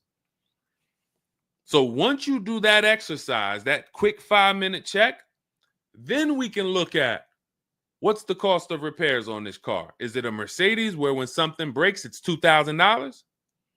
If it's a Mercedes and something breaks, and you can keep typing your questions. If you have a question on TikTok, nothing's off limits. So we got time for a few more questions, but you got to type them in for us to bring them into the show. So are we, once you know what cars, like give you an example, you got a Honda, you got certain cars, they're very inexpensive. Something breaks on the car, the parts are cheap, inexpensive. These are the cars where you don't need extended warranties as much as you need a car when you look at a car that has high cost of repairs. So what should you be typing in for the car you want? Cost of repairs. If you're looking at a Volvo XC90, Volvo XC90 repair cost. Where does it fall? You're probably going to land on an article that shows you the rankings of cars repair costs. If you see that Volvo and Cadillac and Mercedes and all Range Rover, Land Rover, they're up here, then you need an extended warranty. Because when one thing breaks, if you got a $3,500 warranty, it might pay for the whole warranty. One thing. But if you're looking at a car and it's very low, Mazda or Honda or Toyota or very low cost of repair, then maybe you save the $3,000 and you don't get an extended warranty. You just put that money to the side. So it's going to depend on the car. When I worked for Mercedes, if somebody was buying a Mercedes, I told them, go in there, finance department, buy as much warranty as you can afford. That was my words all the time. Buy as much warranty as you can afford. IDK, following your book to secure a lease. How do I get it without putting money down? We don't shop with money down. So you haven't gotten to that section yet. I'm glad you have the book, IDK, but there's no scenario when you're using our templates and scripts where we shop with money down. In step 3 of the book, which is deal focused budgeting, I explain how down payments come in and I explain the risk of down payments. But when we're in step 5, which is reaching out to dealers where we're getting our offers, there's no down payment that ever comes into the conversation. All of our lease offers are with first month's payment due at signing. That's not a down payment because it's just like when you rent an apartment, you pay your rent at the beginning of the month. When you lease your car, you pay the payment at the beginning of the month. And that's it. That's not a down payment. That's your first month's payment. But no, all you do is just follow the book. There's no again, and stay on the steps. Here's what I want to drive home when it comes to this book. And I see we had somebody, Linda March, on Instagram. I see you. Grab Linda March's question, please, on Instagram, Dolan. Do not read this like this is some seminar. There's 2 types of people who use the Cars from Home stuff. All of our stuff is made to be like you having a conversation with me. If you jumped on the phone with me and you said, Deshone, this is what I want. What's my first step? I would give it to you and then you go do it. I wouldn't say to you, okay, Linda, you're going to do this. And then once you do that, go and do this. And then once you do that, go and do this and then do that. And then by the time you finish this, you'll see this on this website, and then you'll be ready to pick up your car then. How would that go for you? Carrie Ann, Gifted Hands Cash, good to see you on Facebook. Well, how would that go for you? You would be like overwhelmed, confused, messing up. That's the way it is when you get my digital book, Cars from Home, and you read it straight through. What you're seeing all the steps. The last step 7 is delivery or pickup, and I'm congratulating you. You did it. The step before that, we're going over paperwork in the finance department and extended warranties. You shouldn't be there because you should be going through step 1, checking it off. Deshone told me do this. Step 2, check it off. Step 3, and then once you get to step 7, which is delivery, check, just picked up my car. It's a checklist, not a Bible or a almanac for car research or car studies. That's not what it is. And so I want to let you know that so that you don't come in thinking you're about to learn a lot about cars. In fact, that's how it was when I first started. My first book was called 52 Car Buying Questions Smart People Don't Ask that cost them thousands. 52 car buying questions smart people don't ask that cost them thousands. That book's not for sale anymore, but if you Google it, it's highly rated. People loved it. People said, Deshone, I use this book, man. I learned so much and I got a good deal. Because I still was teaching you how to get to the multiple offers, but it was too much information. That was when I came and I started teaching and I said, I want to teach you everything I know. No, the way my book now is, Cars from Home, 7 Steps to Saving Time, Money, and Avoiding Dealerships, is to get you right from where you're at to your car. 90 minutes, 2 hours from home. Boom, boom. Little small exercises here, 10 minutes here, 5 minutes there. Boom. All right, I'm picking up my car. So that's why we have the success stories that we have, because of the fact that it's a focused step-by-step book. Okay? So you can get your copy in my TikTok bio, my Instagram bio, the YouTube comments, or the Facebook comments. It's 75% off. That's the welcome offer. It's normally $97, but you can get yours for $24 as long as you get to my bio and Instagram, TikTok, or the YouTube comments or the Facebook comments before that 2 hours expires. This is Brian, just got his first ever lease using the book. Thank you, Brian. 2025 Honda HRV, $30,000 car, $395 a month. That's a 1.2% ratio. No money down. Initial quotes from that dealer was $434, and he used the counter offer calculator and got it down to $395. So that's his best offer, not to be confused with his only offer. That's his best offer that went from $434 down to whatever he ended up paying to get it to 1.2%. So that is how you want to do it. Step by step, go grab your book. Make sure when you get your book, screenshot the thank you page, because my support team's email is on there. Sometimes you're typing fast, you misspell your email, but as soon as you actually pay the $24 and get your book, you'll see the book is on the thank you page. So you can click that link, open it, save it. Make sure you save that link, because every time I update the book, that link is your master link, and I also email you a copy. Okay, and then you'll have everything we teach step by step to get as many cars as you want. You'll see, you'll be like Sheree, you'll be like Zafrina, 2 and 3 and 4 cars. Rosalie, 4 cars. Ken, we talked about. Trey, we talked about earlier, 3 cars.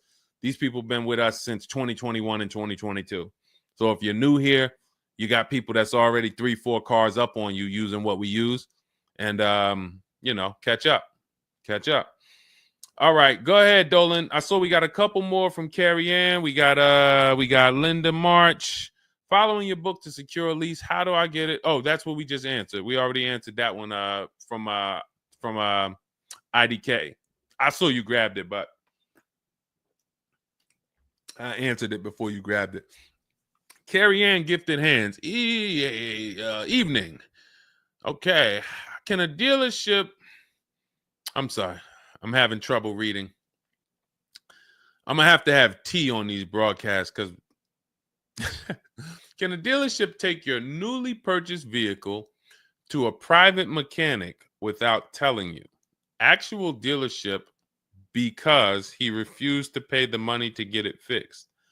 Can a dealership take your newly purchased car? So if they're taking it to a private mechanic, then it most likely does not have a manufacturer warranty, because if it had a manufacturer warranty, for example, Kia has a 10-year manufacturer warranty, bumper to bumper warranty.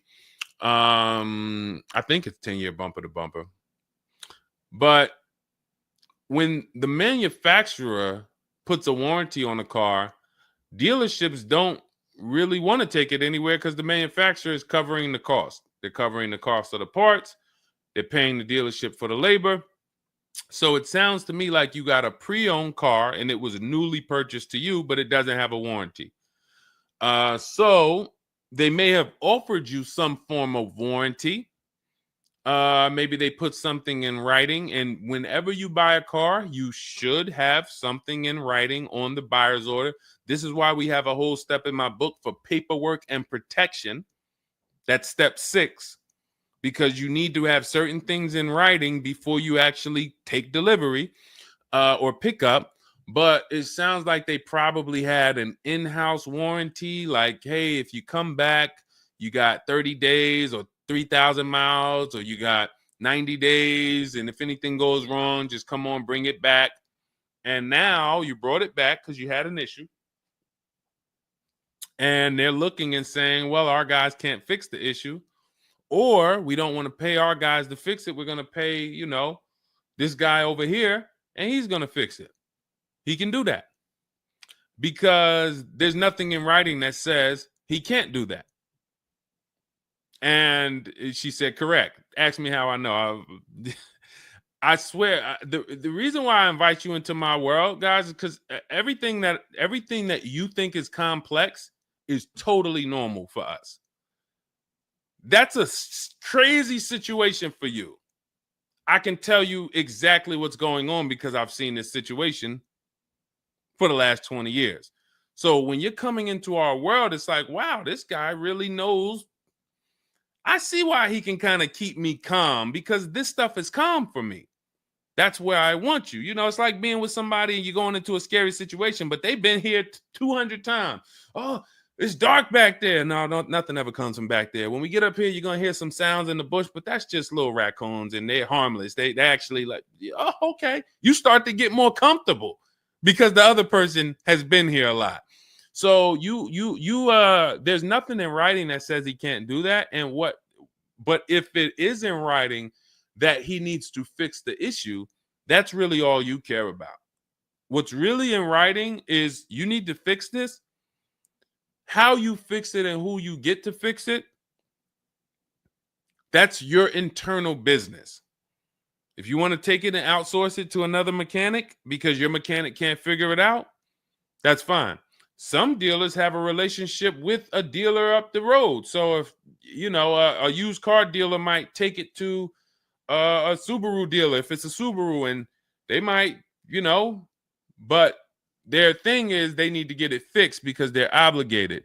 You said just purchased it, went back into the shop 2 weeks later, still did not have it back. Exactly.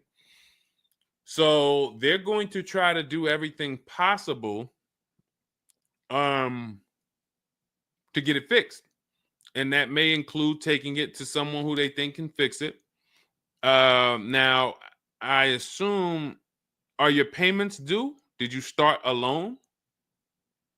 Because this is different if you have a loan and you have my car and I have a payment due in 2 weeks or 3 weeks or 1 week. And if my payment is due, then I'm going to actually wait probably 1 month.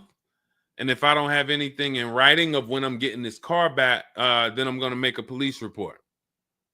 And because now I'm getting ready to either unravel this deal, you got to give me a car. I need to, and watch this. Why the police report? It's to document what's happening. First of all, people don't like to see police pull up to their, it's leased. It's a brand new car.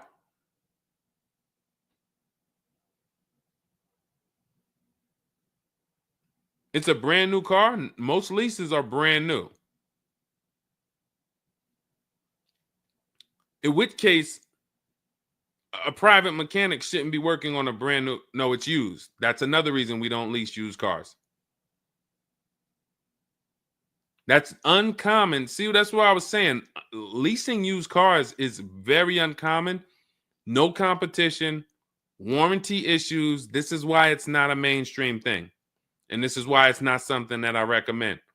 But I don't say it's not possible. Because when people say, oh, Deshone, could you lease a used car? I'm not going to say, no, you can't. But what I'm going to say is we don't.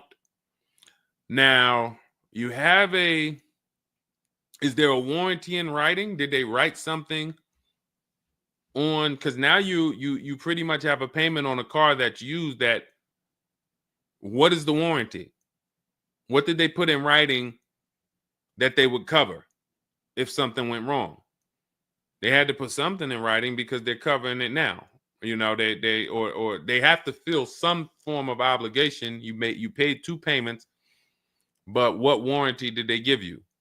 Was it a certified car? Because that would give you a year warranty from the manufacturer. But again, I don't think you have a manufacturer warranty.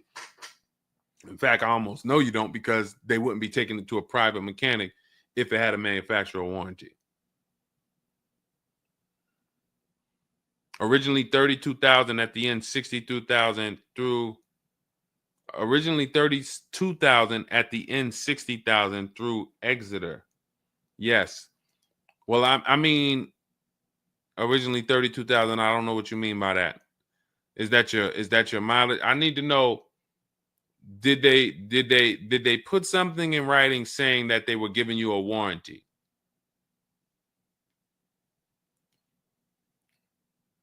We'll try to work through this, because it's no different than if you bought a car from them. There's a bank involved, but it's a used car. It's no warranty, and they're pretty much holding on to it and trying to fix it. And if they can't fix it, we need to know, are they obligated to fix it or not?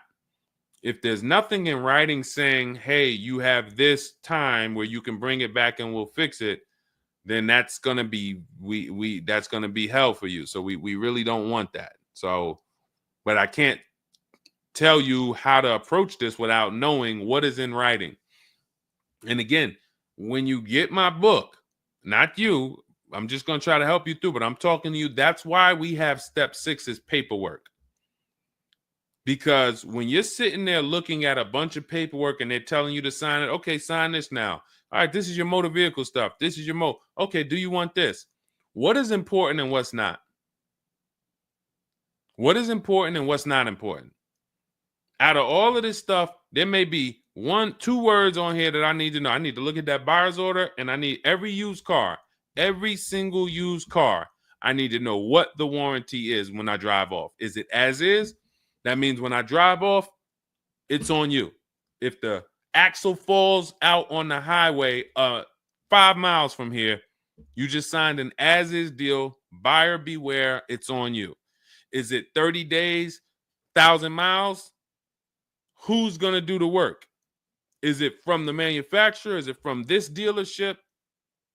Where can I go and use this at? You got to come back here. Do I have to go? Is this a nationwide warranty? I need to know what is covered on this paperwork so that I don't end up in a situation that we're trying to get out of right now.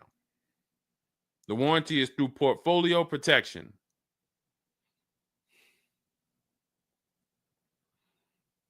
So it's a warranty.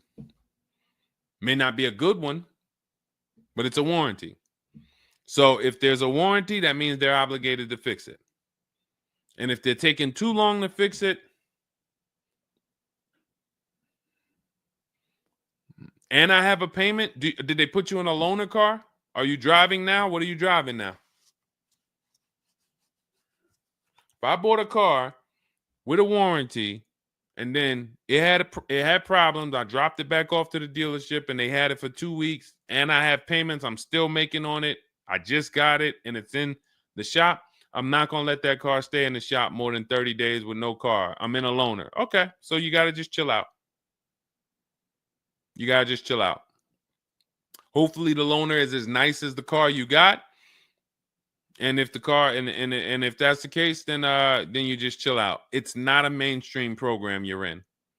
It's like a black market program. That's the best way I could describe it. These companies that lease used cars, it's a black market kind of behind. It's not a mainstream thing.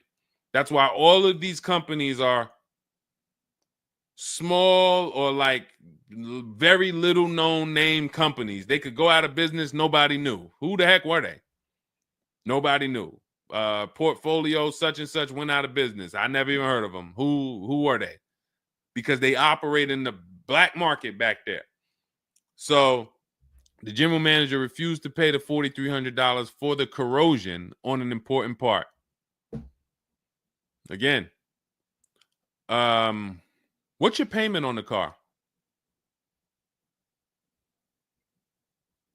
I just want to, I think this is a valuable lesson. They've had my van since from June 19th. Oh, they've had the van for that long? And you've been in the loaner?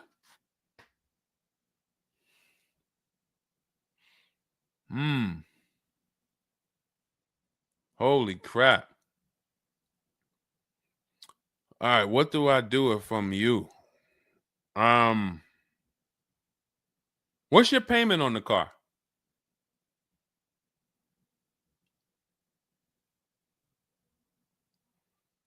Company had your car for months. You leased it, dropped it off because it was having problems. They've had it for months and can't fix it. And you're paying $775 a month. What kind of vehicle is this? What kind of vehicle is this that we're paying $775 a month for?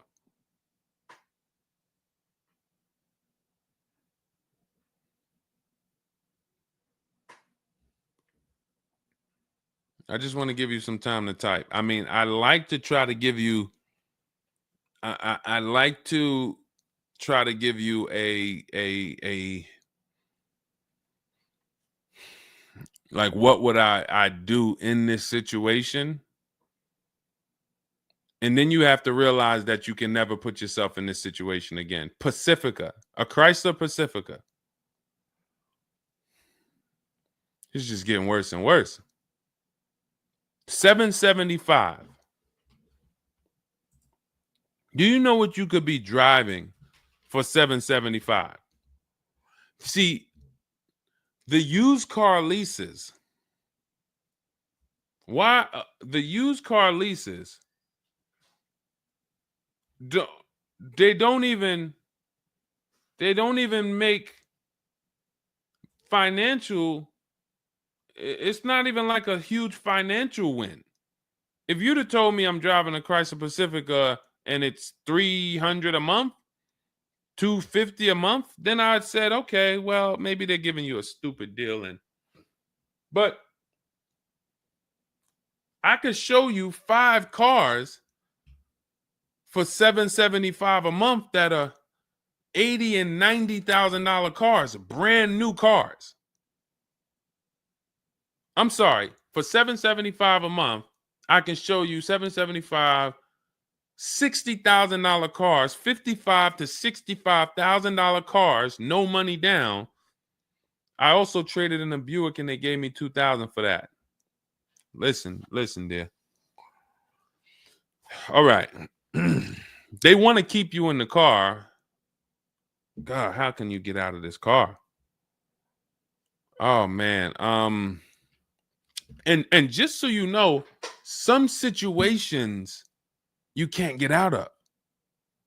So it's not like there's always a way out. There are some situations.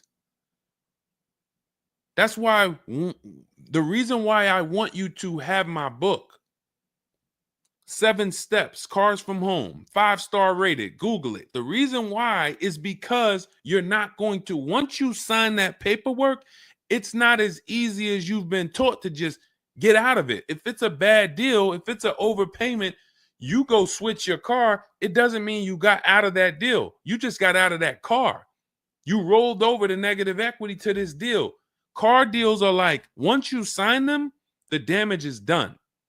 And then it's about, all right, what's the best way to get out where I lose the least amount of money on this deal? But I'm going to lose. Negative equity, it's going to be there. So it's much better to arm yourself beforehand than to say, all right, I'm in this situation now. How do I get out of it? Because some situations can't be gotten out of. People used to walk into the dealership, they got 15,000 of negative equity. Oh man, you can't get me in nothing. Can't get you in nothing. Well, when I put you at this car, you see this car, you like it, right? Yeah, man, I like that. All right, I got you the $450 a month on that car. That's a good payment. Absolutely, man. Come on, I'll take that right now. Okay, now let's bring your $14,000 of negative equity over. Yet $450 a month. That goes up to now $700 a month. Oh man, shoot, man, yeah, nah, that I can't even afford that. But hey, here's the bad part. Even if you could afford it, the bank's not going to approve it. So it doesn't matter if you could afford it because the bank's not going to approve it. So you cannot get out of that car. So that's why you arm yourself now. That's why I'm telling you, before you need a car, before you go sign the paperwork, make sure that you are armed with the right information. So now, if in this particular case, and you have a cosigner, you put a cosigner on here, told us to wait 6 months, and then we can switch owner names and info. Every time I think this can't get worse, you make another comment, and it just gets worse and worse. They called me in yesterday to pick it up, and the same problems were present.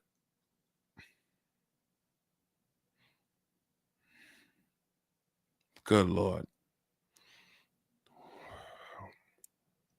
I'm almost stumped. Okay. All right. All right. You need to find out how many miles are on this car?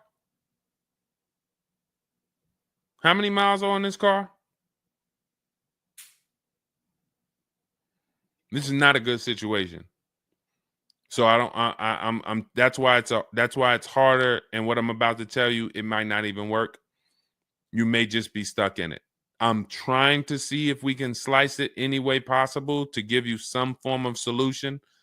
But if they keep giving you the car back, same issues, 60,000 miles on the car. Okay, so what I would do is you call and get the payoff. It's gonna be low. I mean, it's gonna be high. Call and get the payoff because your payment $775. I'm trying to see if you can sell your way out of it. Can you do a lemon law on a used car?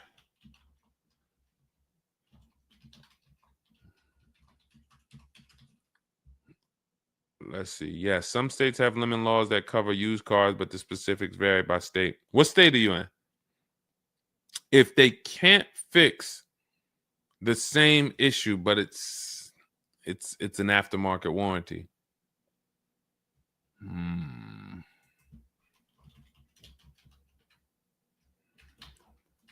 What state are you in?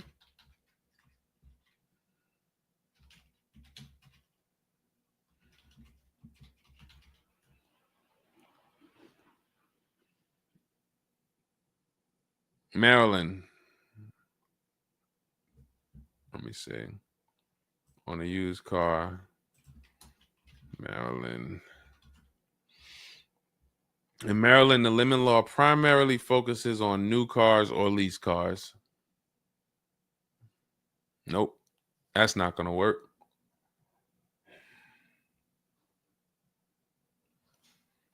Jeez. I'm gonna be real with you. You could shoot me an email. I don't know if you can get out of this. You know, a contract is binding. You signed a contract. And let me tell you this. I don't know if you can get out of this without losing. You could just stop paying the car, have a repo on your credit. A lot of people will do that. I'm going to drop this car off, take your car back, voluntary repo, credits tore up. Not a good solution. It's going to cripple you from moving forward with cars. It's going to make it hard for you to get your next car. And then when you get a car, it's going to make that deal is going to be bad. How long is the lease? So this is just for those of you who are just joining us. We have this young lady got she leased a used car. Don't do this. And again, I'd like you to email me. Maybe I'll think of something that will come up as a solution. But you know, I trust you're gonna learn from this. It sucks. It's a horrible situation, and it's evidence of how bad certain bad structures can be. Because and again, I know some of you who've joined me for a long time, you may be used to, well, Deshone has a solution for everything. Not everything. There's times where you are too buried, and the only thing that will heal the wounds is time. That's the only thing. The deal is done. You have to pay down the deal. And then in a year, 2 years, you might be able you might be able to make a move. But you have to suck it up, bite the bullet, and we might be able to lean on them to get the car fixed. 78 payments. How? You said you leased it. This is a loan then. This isn't a lease then. 78 payments. You're in an 80-month loan on a Chrysler Pacifica paying $775 a month. It's not a lease, that's a loan, and it's 8 years that it's 7 years. 7-year loan.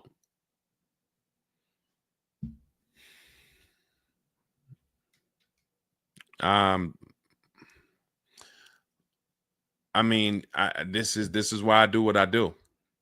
You know, like, I don't want you thinking, okay, maybe you don't sign, maybe you don't make a mistake that is this serious, but this is cars. When I'm breaking down these big numbers and I'm throwing out these big numbers, oh, this is a $4,000 mistake. Oh, if you don't do this, yep, you're looking at about $4,000 or $5,000 you're gonna leave on the table. You take a loan that's too long, yep, you're gonna overpay by probably about $4,000 or $5,000. That might sound like nothing to you, but how I'm telling you based on me being in dealerships and seeing situations where I'm like, you made a lot of mistakes. You combined all the mistakes and you made them. So I mean, I'm just Jesus. So you're in an 80-month loan, not a lease, and you have $775 a month to pay. You are.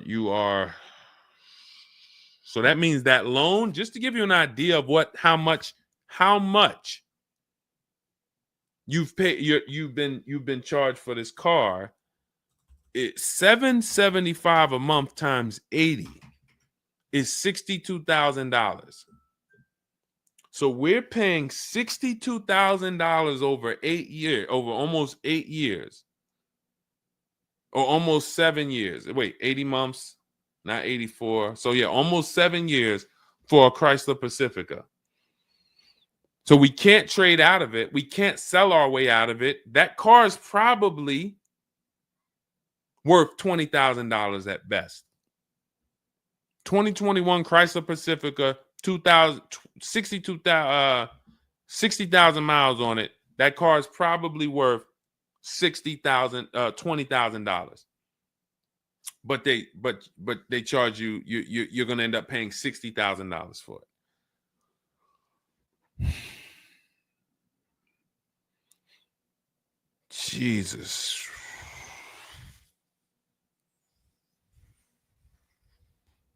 Most people will let the car go. Most people will let the car go. I don't. If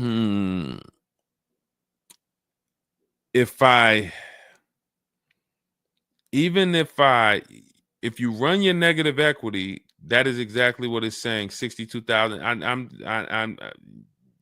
It's exactly what it's saying. $62,400 to be exact, including the $2,000 down payment.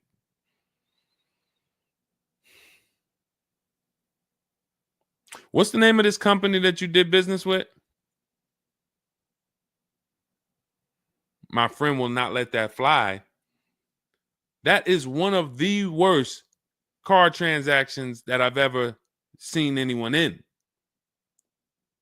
And your friend is on the deal with you as a co-signer. This is level 10 out of 10 bad. Rich Morton Mazda. Do you know what your credit score was roundabout when you made this deal? Rich Morton Mazda in Maryland. Everyone remember that name. Rich Morton Mazda in Maryland. Stay away from them. This is one of the worst deals I've ever seen. She is the main person they told me I could not sign the papers.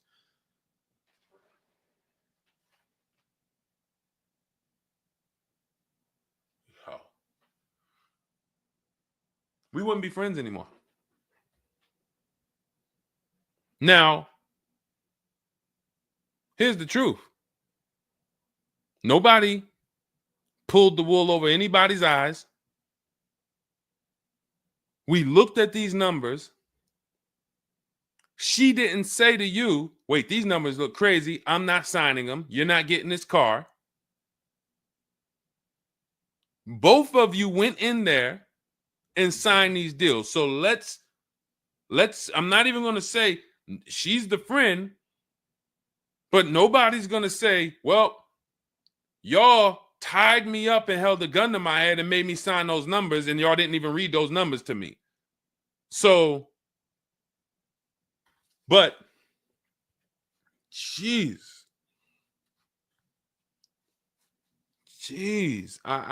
this, you're buried. You are buried in this car. The only way, and what's crazy is, even if you voluntarily let it go, you ruin your friend's credit. Because she's the one who signed for the car. Bad, bad, bad, bad, everything bad. I wish there was a silver lining that I could think of. What I would do is I would find, you need to find out how upside down you are. You need to go on CarMax, write down these 6 sites, write down these 6 websites. You need to go on CarMax, Driveway, Kelly's Blue Book, Cash Offer, Auto Nation, Carvana, Car Gurus, Cash Offer. And you need to see what that car is worth. Let's say they say the highest offer is $25,000.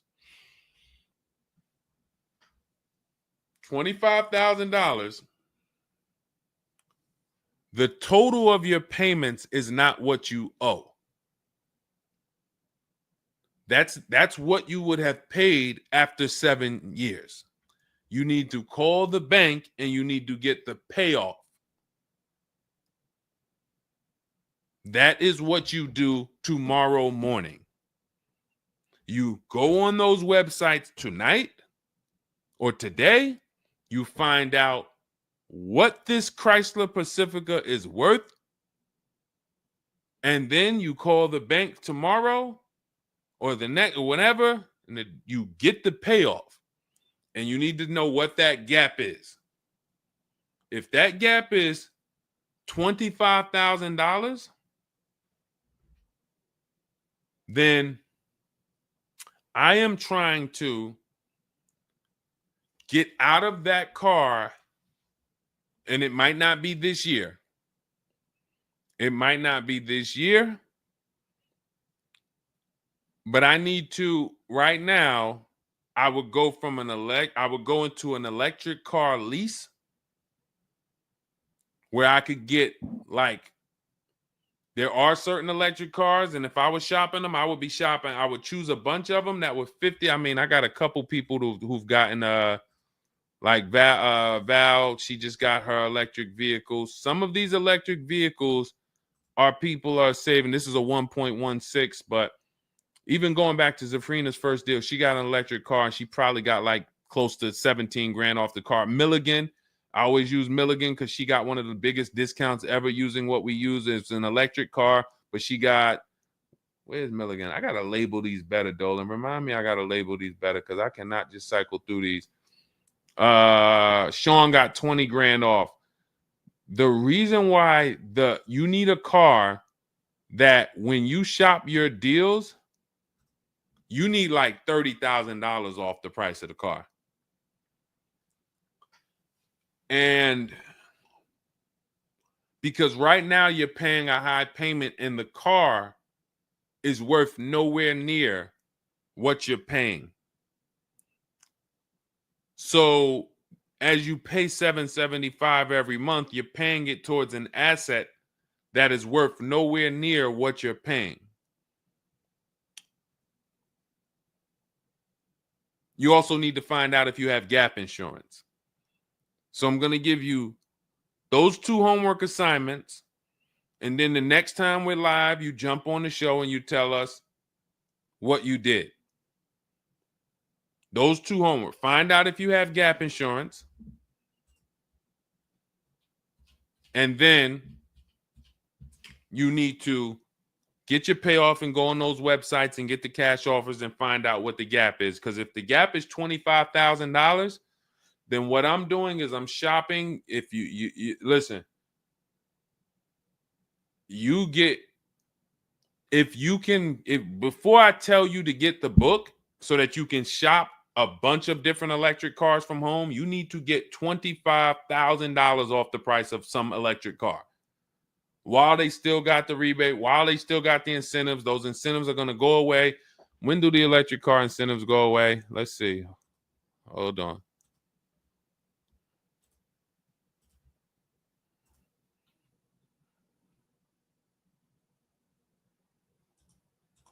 Hold on.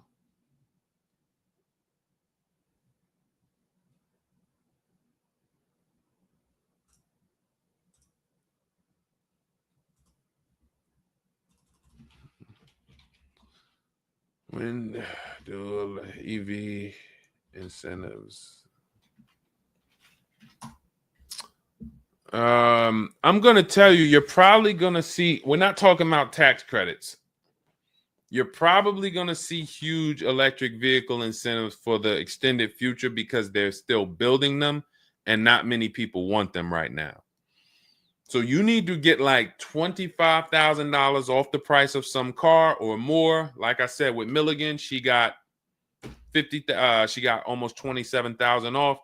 And then you would roll that over into a new car and you would lease it. And your payment's going to be high, but you're going to be in a good car. So if you lease a car and you end up with after you knock off that $30,000, and I would be just shopping multiple electric vehicle leases using our system. Again, at this point, you're either going to listen to me or you're not. So, I mean, I'm just going to assume you are. And you would just run multiple electric cars through our 25-to-5 system and see, all right, how much could I get off that one? Oh, they're saving me 15 grand. Nah, that's not enough. All right, let me go pick this Kia SUV. All right, how much can I get off that? Oh, 17 grand. Nope, nah, that's not enough. Oh, let me pick this one. Oh, they're giving me 22 off. All right, that's better. Let me see if I switch this car over to that, how much they would give me. And you're trying to get out of that car, but you cannot bring all of that negative equity over unless you already knock down this new car by $20,000 or $25,000 because the bank is not going to approve it. So you need something that you can save that kind of money off of and then come over to a lease and then, all right, forget about lowering your payment right now.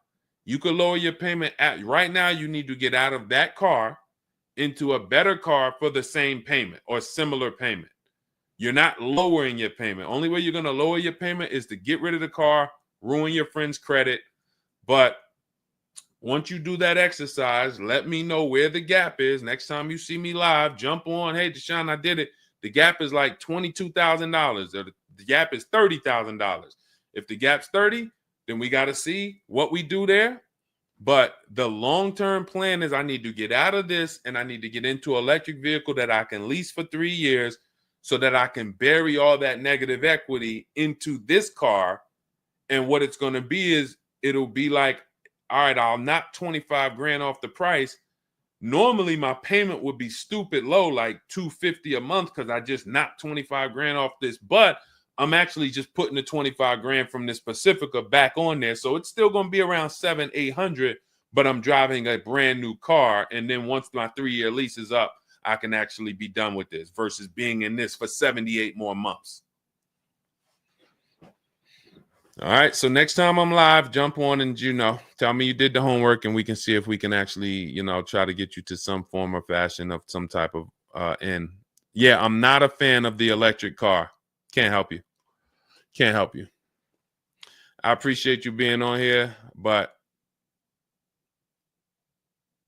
you should have not been a fan of this.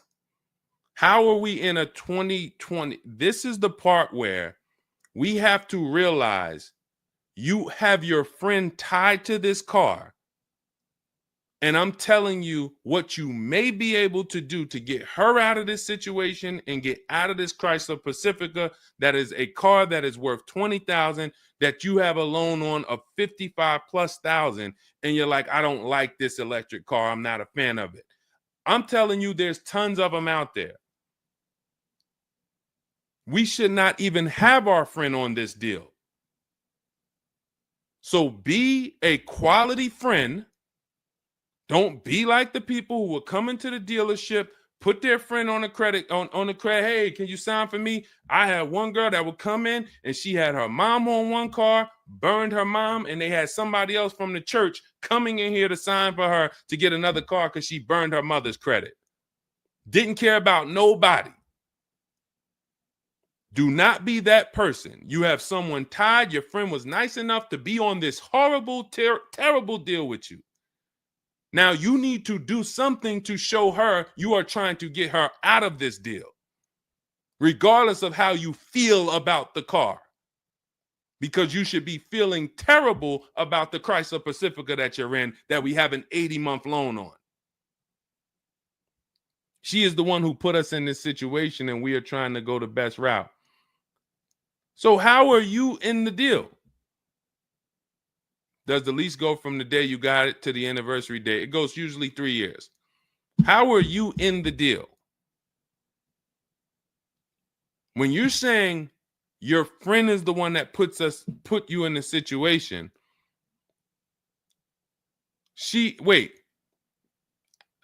in one breath you're saying, believe it or not, she's the one who encouraged me to get it. And then in another breath, you're saying she's the one who put me in the deal, who put us in this situation.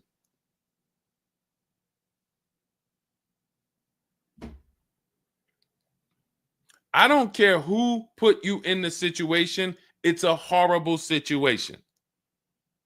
So if you want, that is the only solution, and it may not even work. So let me just be clear. Lots of people on the show, they seem to be very interested in your story. This is a very interesting story. There's not many times I had to jump on this show and hear something where I'm like, you're probably not going to end up with another car. You're probably going to be stuck in that car for at least 3 years, paying down the balance because you owe too much on it. And maybe you can lean on them to fix it, but there's no lemon law, so it's not like you can actually put it through a lemon law. So you might just be giving it back to them to fix, giving it back to them to fix. But you're in the loaner and your friend's on the paperwork. So that tells me the car was for you. It wasn't for your friend. So your friend signed for the car knowingly, may have encouraged you to get the car. Yeah, girl, I'll do it. Listen, I want to see you win. Look. Maybe didn't know what she was signing, didn't understand. All right, you're $775 a month. Can you afford that? Okay, yeah, I could afford that. Okay, perfect. All right, I'm going to sign for it. Didn't realize maybe it was for 7 years. and didn't realize that, oh, shoot, you're going to be paying 60 grand for this car, and didn't know, oh, this car is going to be in the shop, but it's your car because you're the one in the loaner. It's not her car. She's not in a loaner. So there's only one potential solution where you could even think about getting out of this car, because no one can get you out of a car that you're $30,000 buried in. There's no bank. You could have a 900 credit score, never missed a payment in your life. No bank is going to approve taking $30,000 from this Chrysler and putting it onto whatever new car you decide you want. You need to get a huge discount off of some car. There's no car that's going to give you $30,000 off or $25,000 off except an electric vehicle. So if I'm telling you something that may not even work, but it's your only route, that's all you got. You want to come up with something else, repo the car, ruin your friend's credit, I got nothing to do with that. My only job is to try to provide and advise a solution to when people tell me, this is my situation, this is my goal. Normally people have 2 or 3 options. You have half an option. Like, you ever play spades? 1 and a possible, 3 and a possible. You have none and a possible. The possible might not walk. But I'm telling you, do this exercise, and then we can see if that possible will walk. If it doesn't, you got no books. You stay in the car, and that's your only option. It's a bad situation. One of the worst I've ever seen. And I'm not saying that to beat you up. I'm saying that so you realize the severity of the transaction. So if I have to bite this bullet and I got to pay this car for the next 2 years, 3 years, it's because I'm in a bad situation. And then when I pay down this car, maybe I can make a different move in 2 years. And then I'll be much wiser before I make my moves, so that I never end up in this situation again. Okay? So for everybody who joined, this was great. Again, my goal is to keep you from ever making mistakes. Every mistake you make on a car transaction costs you thousands of dollars. There is no the least expensive mistake you could make is getting gap insurance when you didn't need it. Getting gap insurance when you didn't need it, you just paid probably $400 or $500. You didn't need it. All right, you lost $400 or $500. That's the least expensive mistake you can make on a car. Everything else is thousands of dollars, $2,000 mistakes, $5,000 mistakes, and more. So you can avoid every mistake by having a step-by-step checklist. If it's in Deshone's book, I do it. If it's not in his digital book, I don't do it. So there's no way I'm going to make a mistake. That's okay, TJ girl. We'll be back tomorrow. If I'm giving you a checklist, check, do this, check, check. You're doing everything I say do. There's no room for a mistake. You're not following an almanac. You're following a checklist. That's why my book is called Cars from Home, 7 Steps to Saving Time, Money, and Avoiding Dealerships. Step 1 through 7, check them off. You do car transactions mistake-free. You don't miss any money with your financing. You don't buy bad cars. You don't do anything that you're like, oh, was this good? No, it's a checklist. So normally it's $97. It's a digital book. So you can have it in your inbox in about 5 minutes, and you'll get it for 75% off as part of our welcome offer in my TikTok bio, Instagram bio, Facebook comments, or the YouTube comments. There's a link there. Just get there before that 2-hour countdown expires. Once it expires, it goes back up to $97, which is still worth every penny. You spend $700 on a home inspection. Why do you spend $700 on a home inspection when you might not even buy the home? Inspector might come back and say to you, you know what? Hey, listen, I got the report for you. Just so you know, that roof needs replacing. Those boards, the electrical system in the back, there's a lot of stuff that's not up to code. And then in the basement, you got some water coming in through the foundation there. Listen, house needs a lot of work. Here you go, $700. You and your family might not buy that house. Do you say to yourself, man, I wasted that $700, man, we could have kept our $700? No. You say to yourself, man, I'm glad we got that home inspection, man. We would have been in trouble. So this is how we approach cars. This is how people who I show you throughout the stream approach cars when they're working with cars from home. They're like, I want to make sure that if I can spend $24 and get Deshone's book, and that is my form of a home inspection, that's me guaranteeing I don't make a bad move, then I'm going to go spend that. And if I miss the $24 price and it's $97, then I'm going to go spend that to make sure I don't go out here and make a $5,000 bad decision. That's what we hold ourselves to. Thank you, Stephen Nash. Good to see you. So go grab your copy before the countdown expires. Get it for $24 instead of $97. It's in my TikTok bio, Instagram bio, YouTube comments, or the Facebook comments.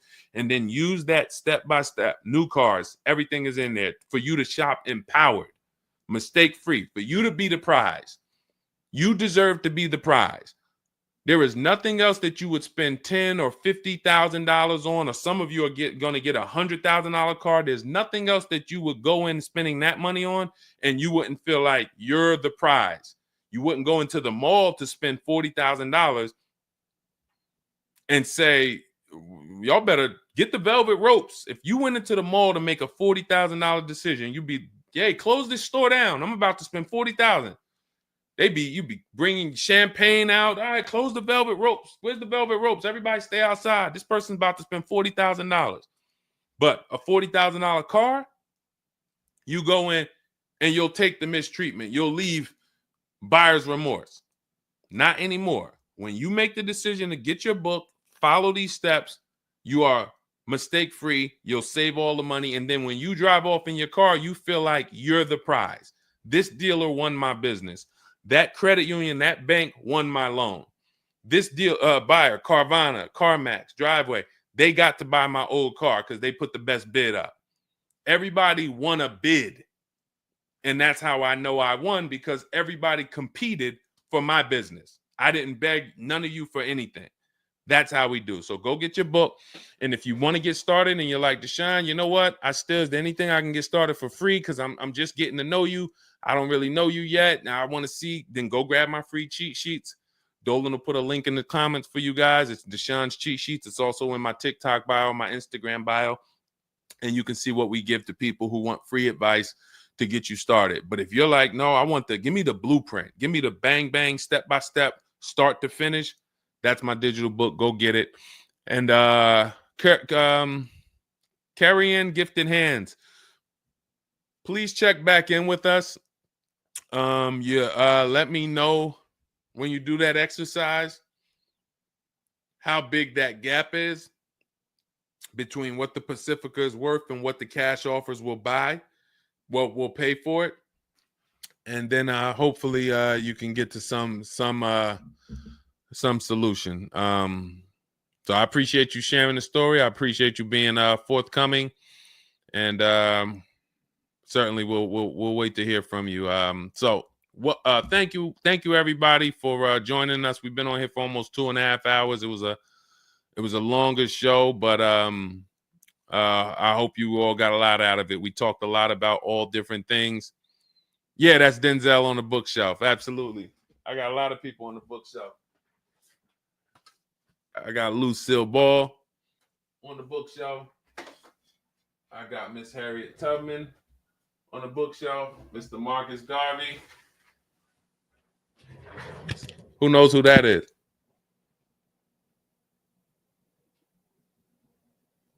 That's the great one.